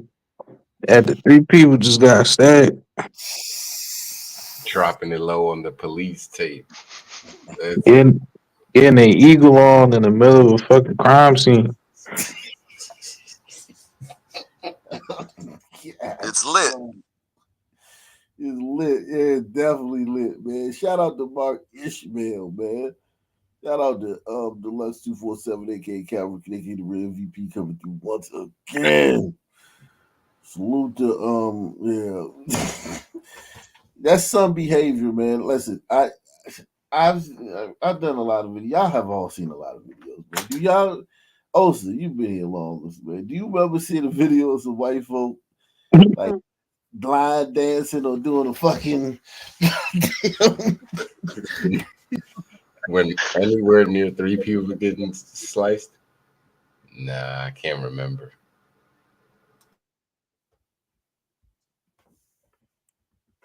Hello? You ain't hear him? You can hear me? Hello? Ox audio go out. Oh shit. I don't think y'all can hear. No. Oh, shit. But yeah, no. Police say one of the victims was stabbed multiple times on his arms. Another was stabbed in the side. Go ahead, Ox. Yeah, you could. Good. I was just saying, I don't recall either ever seeing any gliders, dancing a little jig. The scene where like 3 people have been stabbed or killed. I could see some like frat bros maybe doing something like that after like a brawl, but not a stabbing. Not after the police show up. There's tape, bodies have been carried away. I mean, go home. Curious people. They still trying to find a get a little sneaky link cracking before they go in the crib. That's facts. Think about this though. They twerking at the crime scene, but if the police say, "Hey, did you see anything?" They're gonna be like, "Nah."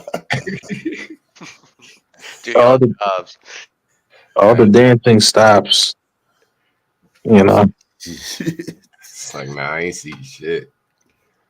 I ain't see nothing. I ain't hear nothing. I ain't do nothing. Hey, I just got here. The ultimate nothing trifecta. all but interfering with the investigation. In Center City near 13th and Walnut.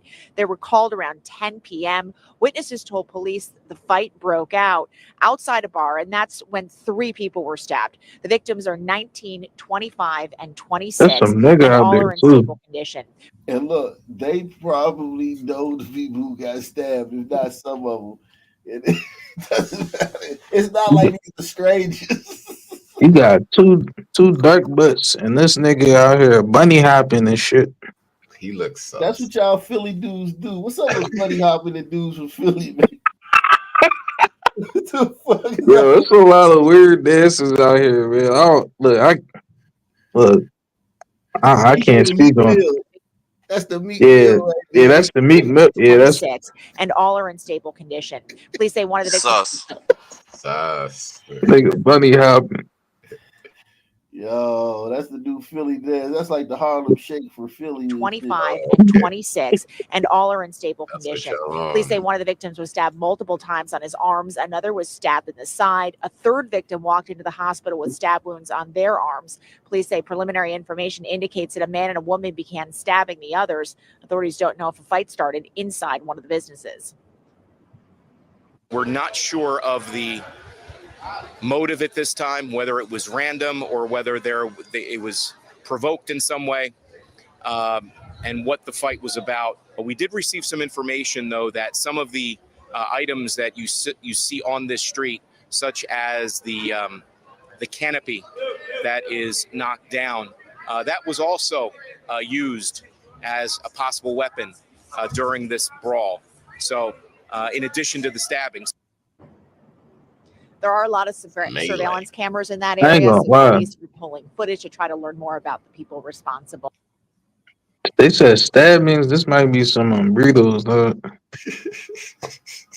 You always try to pass shit off to them. Yeah. Yo, bro. Around there, bro. Yo, I swear, dog. New details tonight Swear I'm involving a not. triple stabbing you're in Center implying that the City. son We're would've learning the shot youngest them, right? victim is 19 Yeah, years if it was old. shooting, yeah, Thankfully, it was some people. everyone survived. Jeff, police now believe this might be connected to some sort of fight after a block party. Yeah, I think it was related to, there was a block party here, one that I think happens annually, but they don't think that it's connected directly to it. It may have been a gathering that resulted afterwards, but we do know that 2 suspects have had a man actually fall across the street here. We've had a little bit of commotion here, but either way, police are looking for 2 suspects involved in multiple stabbings here on the 200 block of South 13th in what an eyewitness tells us was a truly wild scene last night. Let's take a look at some pictures now. Police say the violence broke out at around 10 o'clock last night. An eyewitness tells Fox 29 it was a large group, mostly of young people, who squared off into fights both on the sidewalk here and on the street all along the block. Police say the attackers actually used equipment that they found on the street to go after their victims. 3 people were injured, ages 19, 25, and 26. They were stabbed in the arms and the back. Let's hear the police inspector working on this. Some of the items that were used, such as canopies, etc., were also used as weapons Any during this folding fight. chairs? So it was a very a serious matter. And again, we're looking for at least 2 individuals that were responsible for the stabbing. But we're also going to see if there's any other people that also participated in that fight. Again, there was a festival here on this street, and so there were some canopies and some equipment laying around, and apparently that's what the attackers actually picked up. We did speak to someone who did look at some security camera video. There are cameras all over the place. We weren't able to get access to it, but he described it as showing lots of people on the street. You really couldn't tell. He said the attackers from the victims in the case, there have been no arrests, no weapons recovered. Okay. No arrest. Might be some signs. Probably some signs. A police chase ends with a crash in Juniata Park and the arrest of a homicide suspect from Yo, this Maryland. bitch got the Marcus is biggest live on lips. scene with more. Alex, good morning. Nobody's Yeah, smashing. Maryland, where he's located from, where I'm he hailed definitely from in smashing. this particular instance, about an hour and 40 minutes from this.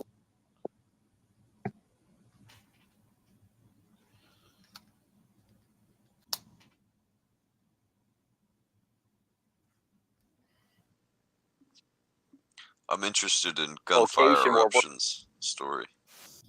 we're standing here. So a lot of layers to this. This one was quite the doozy, but it ended at this intersection in a crash, that police pursuit that started around 11:20 last night. So, you know, a little bit before midnight, that's when 24th District police officers pulled over that white pickup truck with two people inside, initially pulling that truck over for traffic violations. So police, of course, standard procedure, run the plates, run the tags, and then a warrant for murder popped out of Maryland in connection with a homicide that had just happened the day before. And the driver driving that car, he was the suspect in that. So police, of course, tried to get out and then talk to that person and the other person in the vehicle. They took off. That vehicle, that truck, took off and led police on a pursuit there, spanning a little bit of Northeast Philly, starting near the 4,000 block of Vice Street and leaving behind a pretty significant trail of destruction once it ended up crashing into multiple parked cars before finally coming to a stop here at the 4,000 block of Castor Avenue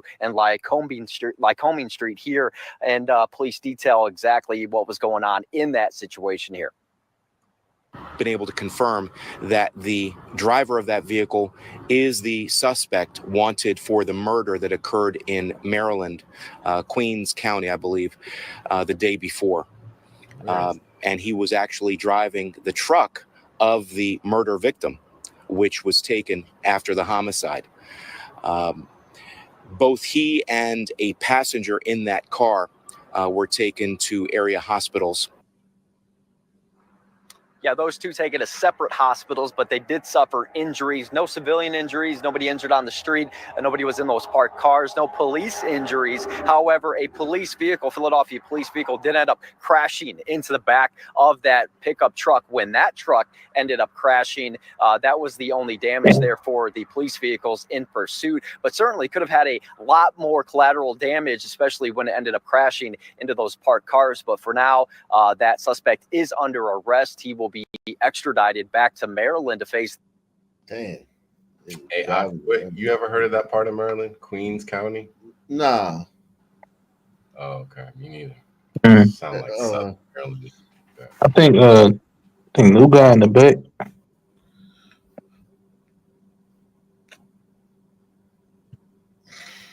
What's going on, man?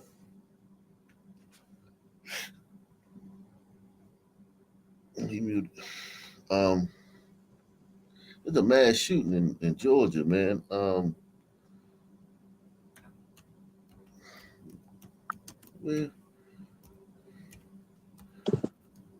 I mean, I think this is kind of stupid, man. Like, you caught a B down in Maryland, and you're still driving like around in the same vehicle. Like, I don't know. yeah, he's straight up wilding. He you thought it was sweet because he's 2 states away. Yeah, it's like what the? State away. Nah. Oh well, I mean, yeah, probably. I was counting Delaware, right? Oh, yeah. I mean, Delaware take like 30 minutes to drive through. Yeah, Delaware I had to smells go good. through Delaware to get to Pennsylvania, though. That's true. Yeah. Where this part of Maryland though, it kind of look. I don't know where this is. It look weird.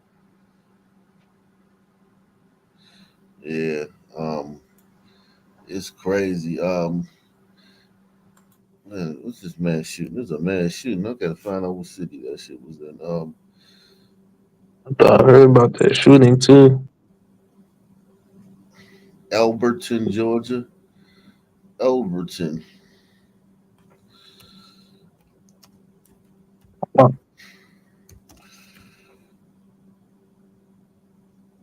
Damn. No news on this. Damn. Ain't that a bitch? 7 people shot. And no fucking news on this. Oh, here it is. So here.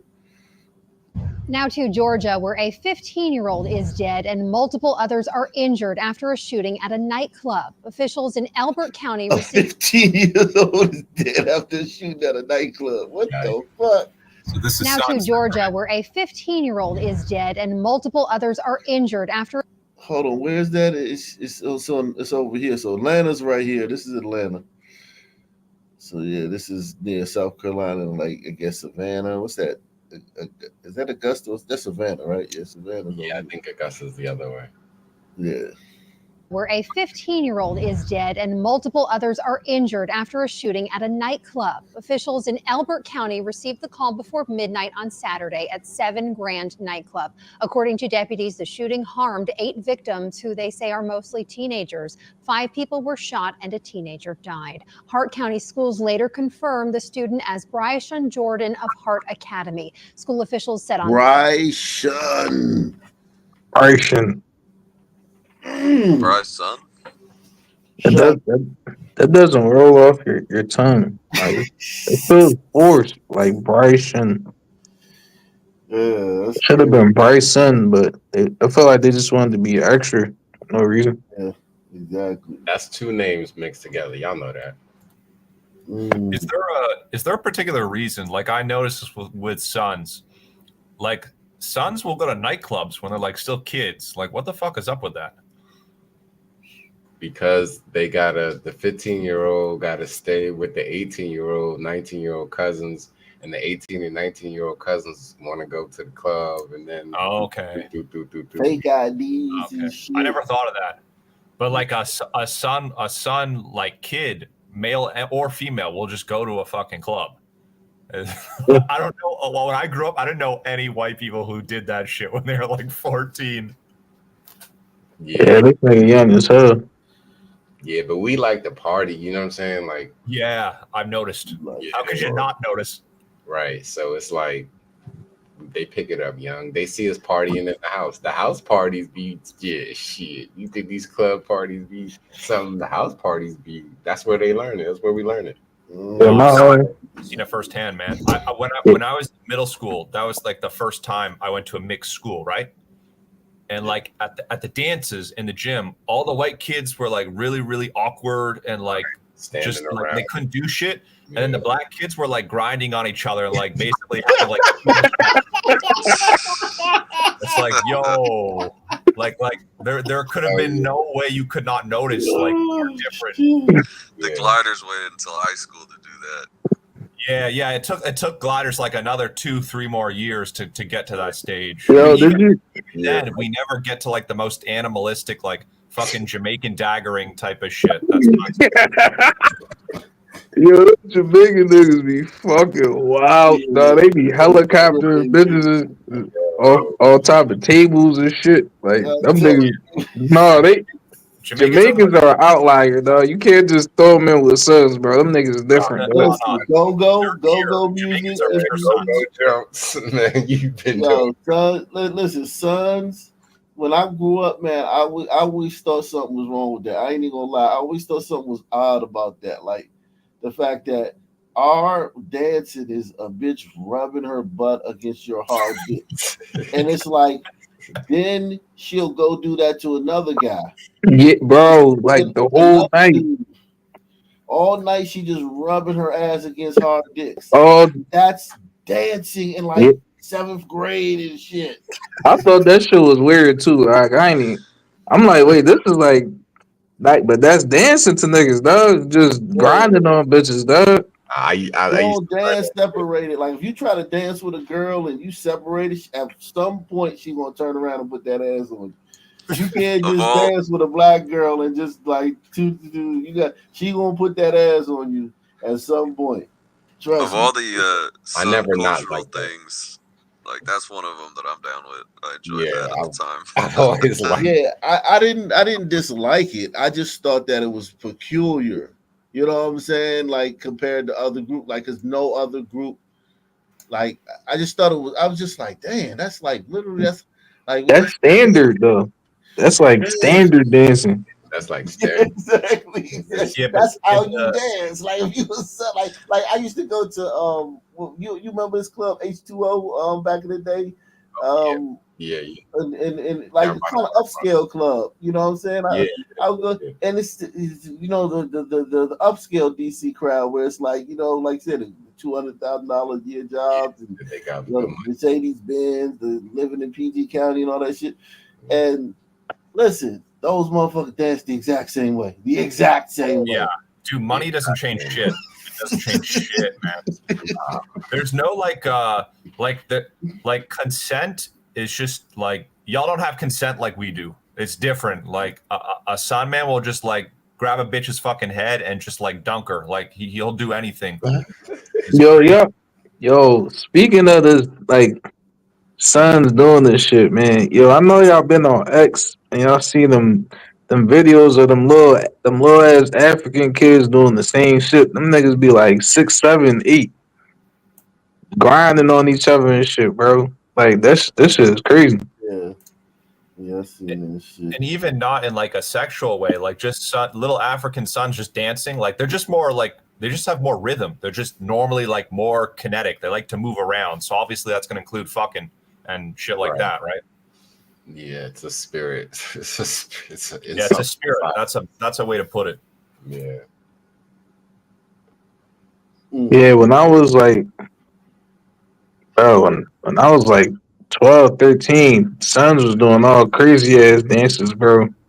Like niggas was already on some shit with the dancing shit, bro. I was like, damn, these niggas really got this shit, bro. We niggas had like 10 different dances. Like, So wait, where you was 12, 13? What was that, like 15 years ago? yeah, it's like 15 years ago. Yep. Oh yeah, so the early 2000s. Oh yeah. Nah, The early that's 2000s. late 2000s. What a time. Yeah. Yeah, there was a lot of dancing happening during that time. Yeah, in Philly we had this like party music, but it was like this. It's probably like some other shit, but I don't know what the name would be, but Is it like Baltimore club music? Like that New Jersey house. It's like a house kind of music. Yeah, it's like that. It's like them, like the new beats, like that new house type beat niggas like been using lately. Yeah. I guess but we had. I remember. It was this joint. It was called "Give Me a Wally," bro. I don't know what the fuck a Wally is, bro. You basically just stand on the wall, bitch. Just throw her ass on you, like. Wall, put it on the wall. Getting wall love was everything. At the house party, any party, getting wall love was everything. Yeah, I don't know why we like that. Yeah, niggas just that shit was called "Give Me a Wally," give me a Wally. Bitch, just throw that shit on you, like. Duh. That's crazy, man. As a son, like when a bitch throwing that shit on you, you gotta like, you gotta be on some shit. You gotta catch that joint, like, or you basically gonna get embarrassed. It's like you can't handle that joint for. Yeah, if she throwing, you gotta catch it.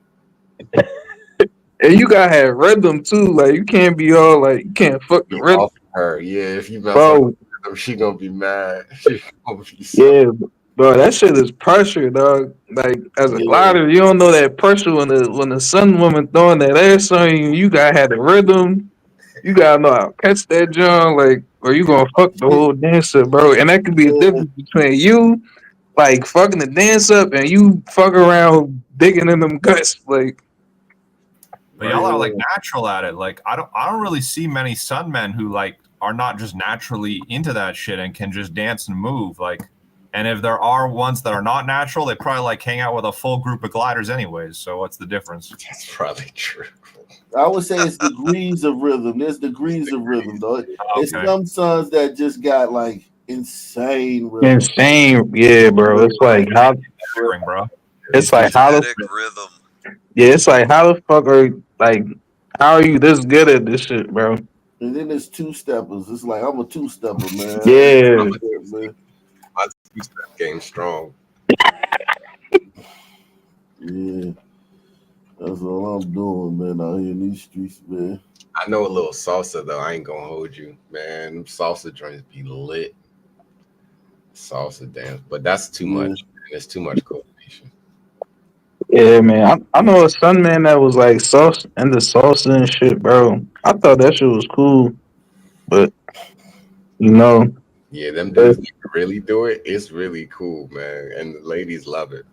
Yeah, that was my first thought. So I was like, yo, if I fuck with the salsa shit, yeah, I could be, you mean, with the breathers and shit. So, you know, that was the first thought that came in my, like, my son man mind. I'm trying to fuck with the breathers. I'm trying to use the skill to give me some ass. Yo, that's what sons do for every quote unquote skill. They're always like using it to get a chick, especially from another like racial group. Hell yeah. Like if you could get like a glider bitch who is like on drugs and shit, you could like a son man in every grade could always get like one or two like of the glider chicks, and then like it's almost like they're like a Muslim sex slave. Like they're just like a fucking little flunky right through. Get you a little flunky white girl. Yeah, like they prey on them.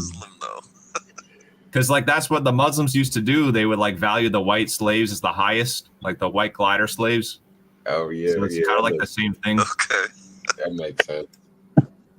Yeah, but even raggedy dudes be doing that. That's the crazy thing. Bro, with the like when you say they value them more, like Stanford was like two Arab slave traders, right? And they both like one had sun slaves and one had some glider slaves. Like with the one with the sun slaves, be like, yo, I'm gonna trade you like you can't. I'm gonna trade you like 20 of my bitches for your one glider, huh?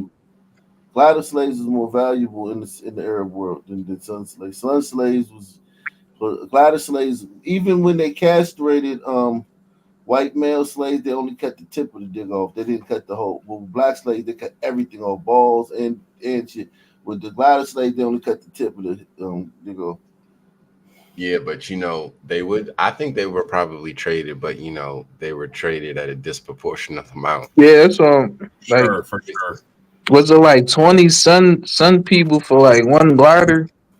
Yeah, like what Taylor Swift could get you like 50 sons, basically. Yeah. Yeah, that's wild. That's wild.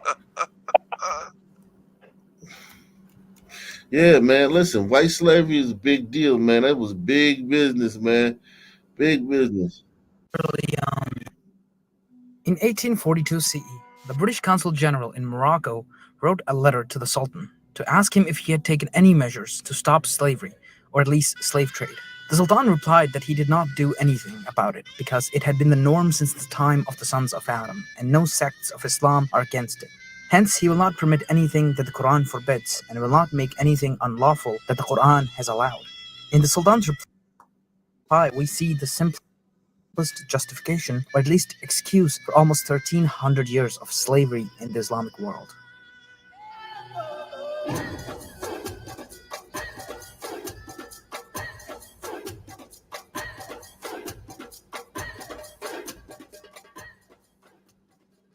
This video is part of a bigger collaboration between various YouTube history channels on the topic of Africa. Don't forget to watch the video before this one by Stefan Milo on the Swahili culture.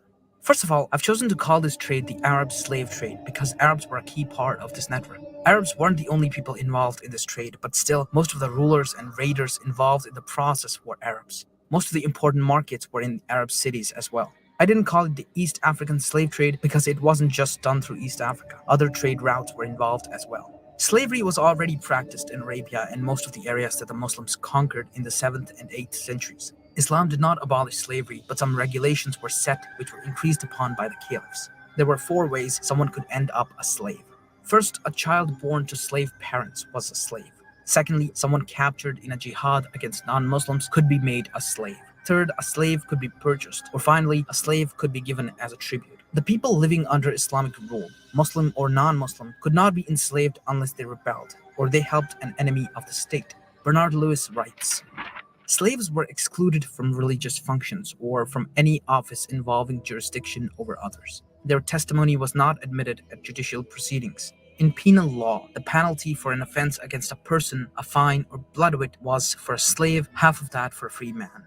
While maltreatment was deplored, there was no fixed penalty. In what might be called civil matters, the slave was a chattel with no legal powers or rights whatsoever. He could not enter into a contract. See how they be trying to say chattel slavery was unique to America?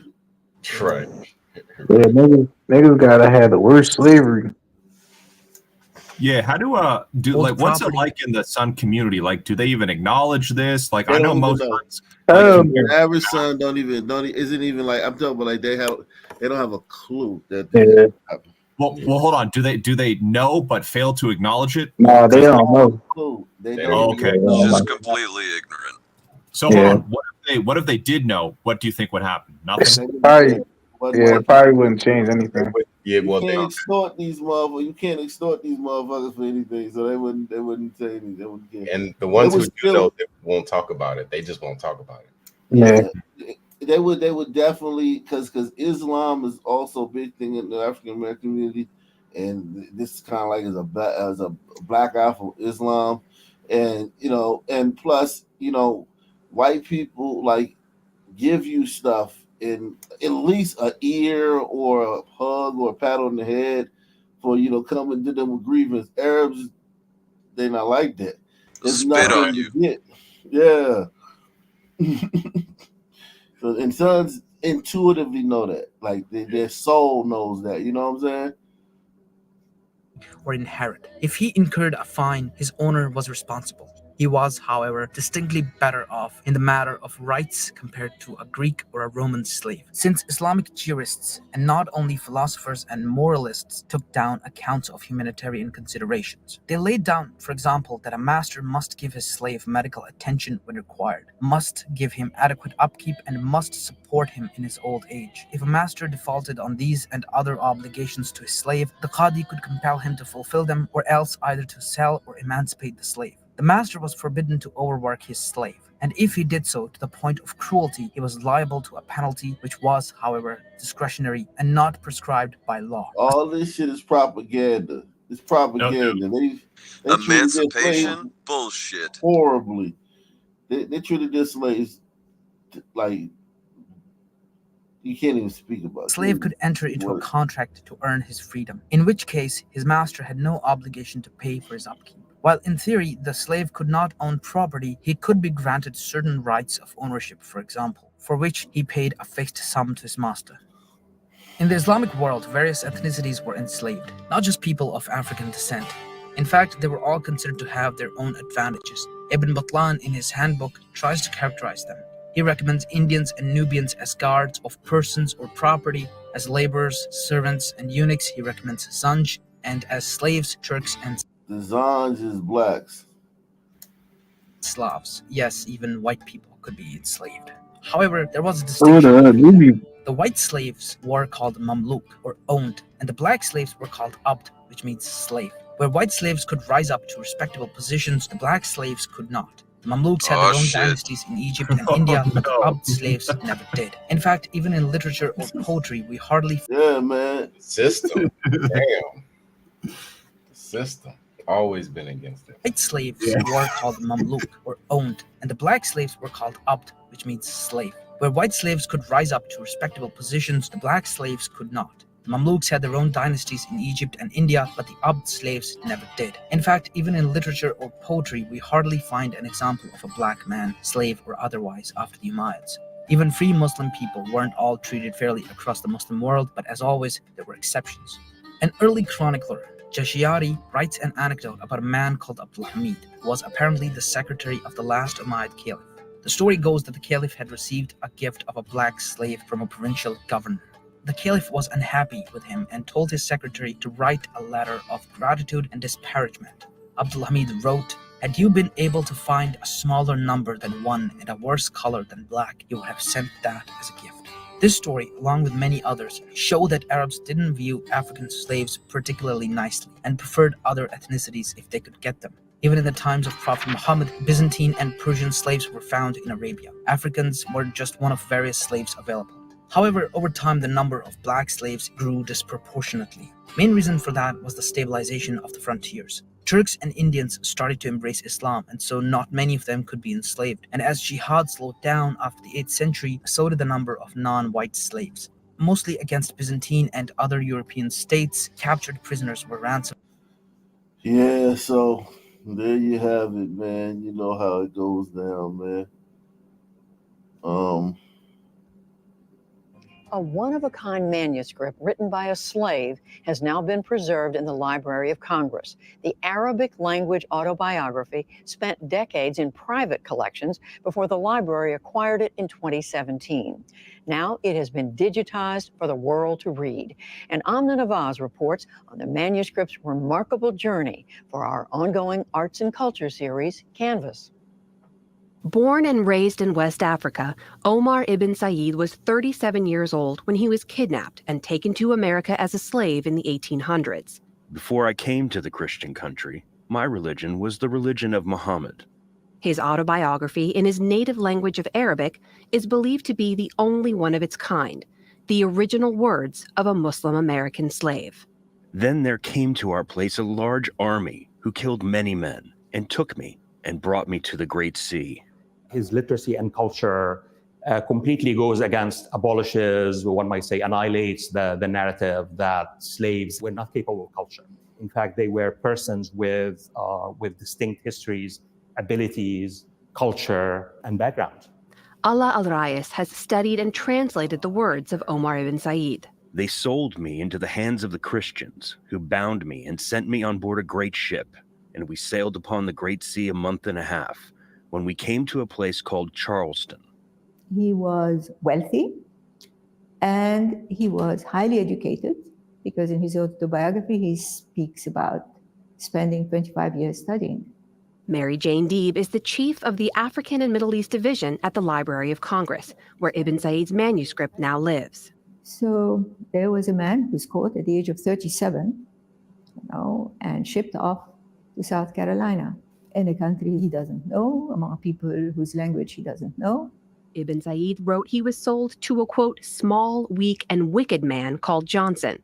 After years of abuse, he fled, but was caught in North Carolina. He is then captured and brought to a jail cell, and he begins to write on the walls of his jail cell in Arabic. So that attracted attention of pretty important people, because the man who ends up buying him and releasing him from jail was the brother of the governor of North Carolina. Over time, Ibn Said converted to Christianity. In his 60s, he wrote his own story, but only in Arabic. It's written in Arabic, and so his masters could not really read it at all. They could not really influence its writing. And so it was really his exact words, unfiltered by the machinery of the editorship of masters and abolitionists, as other slave narratives were. A machinery al-Rais says erased countless narratives, including the fact that up to 20% of Africans enslaved in America were Muslim. Ibn Said, in fact, chose to open his autobiography with a verse from the Quran. The crux of this Quranic chapter is that it's only God who has the possession and the ownership, both of human beings and of things. And therefore, it seems to me a kind of a hidden text. What Omar is saying is that you guys have no right to own me here. It's a narrative that challenges the original concept of who the slaves were when they came here. They didn't really have a system of belief. They were uncultured. They didn't have a written system. This is what he brings to the table, and basically says that is who we really are. But before those, I thought the narrative was that we deconstructed their original culture and we got rid of it. Not that they just didn't have one. Who's that? When they would make sure that the slaves didn't speak their native tongue and that kind of thing. Oh, a lot of that stuff is just nigga babble. They just don't really know what happened. Every plantation had its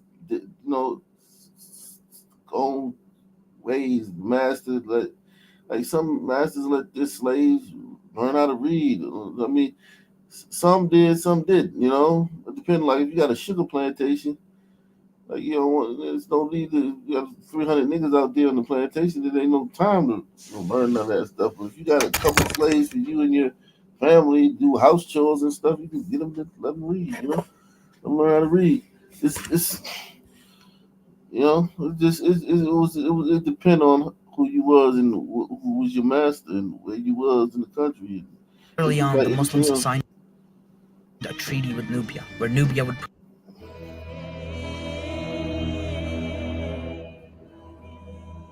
Slave trades in Africa have featured prominently in the continent's history. Most of the time, the traffic of slaves would flow outward from Africa to places such as the Middle East or the Americas. But one aberration to that rule was the Barbary slave trade. This is when pirates operating off the coast of North Africa preyed on European coastal settlements and ships, enslaving Europeans who were subsequently brought back to port cities in Morocco and Algeria, among other places. Historians have speculated that from the 16th to the early 19th century, as much as 1 million Christian Europeans were enslaved by the Barbary pirates. 1 million, and the population in those places was not as big as it is now. Like London had like 40,000 people at this time. You know what I'm saying? You can't think of it like a million out of like, you know, what we have now. They were decimating those cities.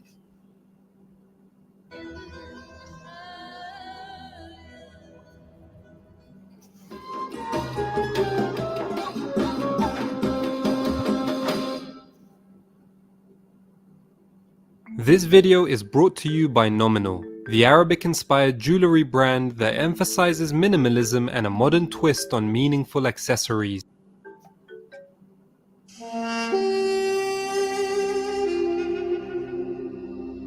The Barbary Coast took its name from the Berbers who inhabit North Africa. The Berbers call themselves Amazigh, while the word Berber itself comes from the ancient Greek word for barbarian. Europeans would refer to modern-day Morocco, Tunisia, Algeria, and Libya as the Barbary Coast. In order to understand why the Barbary pirates themselves became so prominent, we have to understand the political dynamics of the Mediterranean in the 16th century. This vital region was dominated by a burgeoning imperial rivalry between the Spanish and the Ottomans. Invigorated by a long list of intrepid rulers, the Ottomans sought to expand their influence in every direction, sending alarm bells throughout Europe. After conquering Egypt in 1517, they looked to move westward across North Africa and into the Barbary Coast. It is at this point that the Barbary pirates became major players in the Mediterranean. At the same time, the Spanish were becoming a powerhouse in this period because of their iron grip over much of the Americas and its vast resources. In addition, Spain had been united towards the end of the 15th century under the Catholic monarchs Ferdinand and Isabella, expelling the last remnants of Muslim power in 1492 when they took Granada. Most of these expelled Jews and Muslims would move to the Maghreb, northwestern Africa, and in the process, some of them took up piracy. As a result, the Ottomans found willing collaborators in the Barbary. Did you hear that? The Jews crew. Wow. The end of the 15th century under the Catholic monarchs Ferdinand and Isabella, expelling the last remnants of Muslim power in 1492 when they took Granada. Most of these expelled Jews and Muslims would move to the Maghreb, northwestern Africa, and in the process, some of them took up piracy. As a result, the Ottomans found willing collaborators in the Barbary pirates to undermine their Spanish foes. During their expansion into the Barbary Coast, privateers were absolutely pivotal for the Ottomans. In fact, Algeria came under Ottoman dominion as a result of the infamous pirates, the Barbarossa brothers, Uruch and Hayr ad-Din. Tripoli was conquered in 1551 by another prominent pirate, Turgut Rais. Tunis was captured by Uluç Ali, a man who had served under Turgut Reis. Uluç Ali had actually been born in Calabria, southern Italy. That's a fucking glider, man. God damn.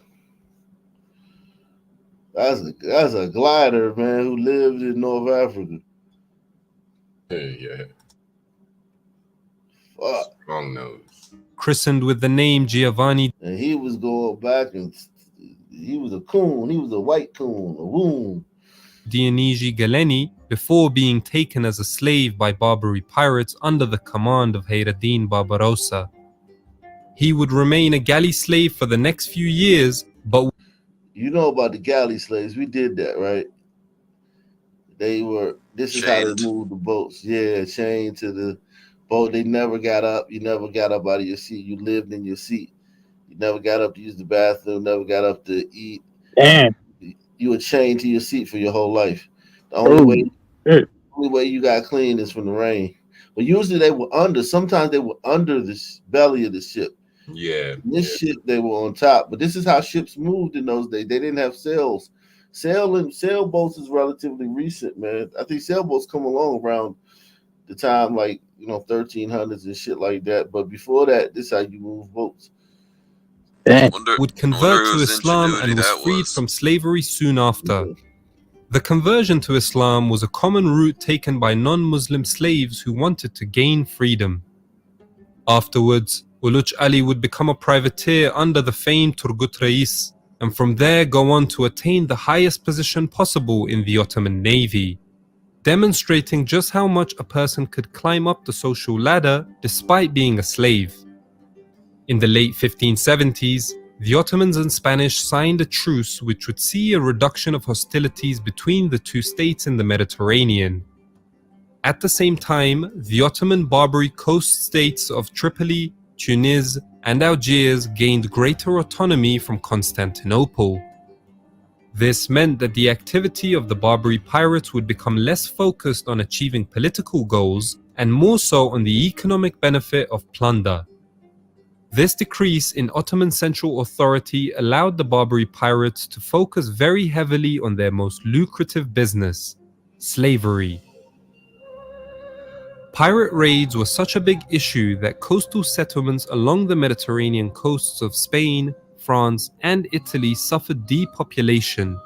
People had to think twice if they wanted to live in an area that was subject to raids. In 1617, one such raid led to 1,200 men and women being captured on the island of Madeira off the coast of Portugal. In Calabria, Italy, over the course of 8 years in the 1630s and 40s, these raids led to nearly 5,000 prisoners being captured. But it wasn't just southern Europe that was in danger.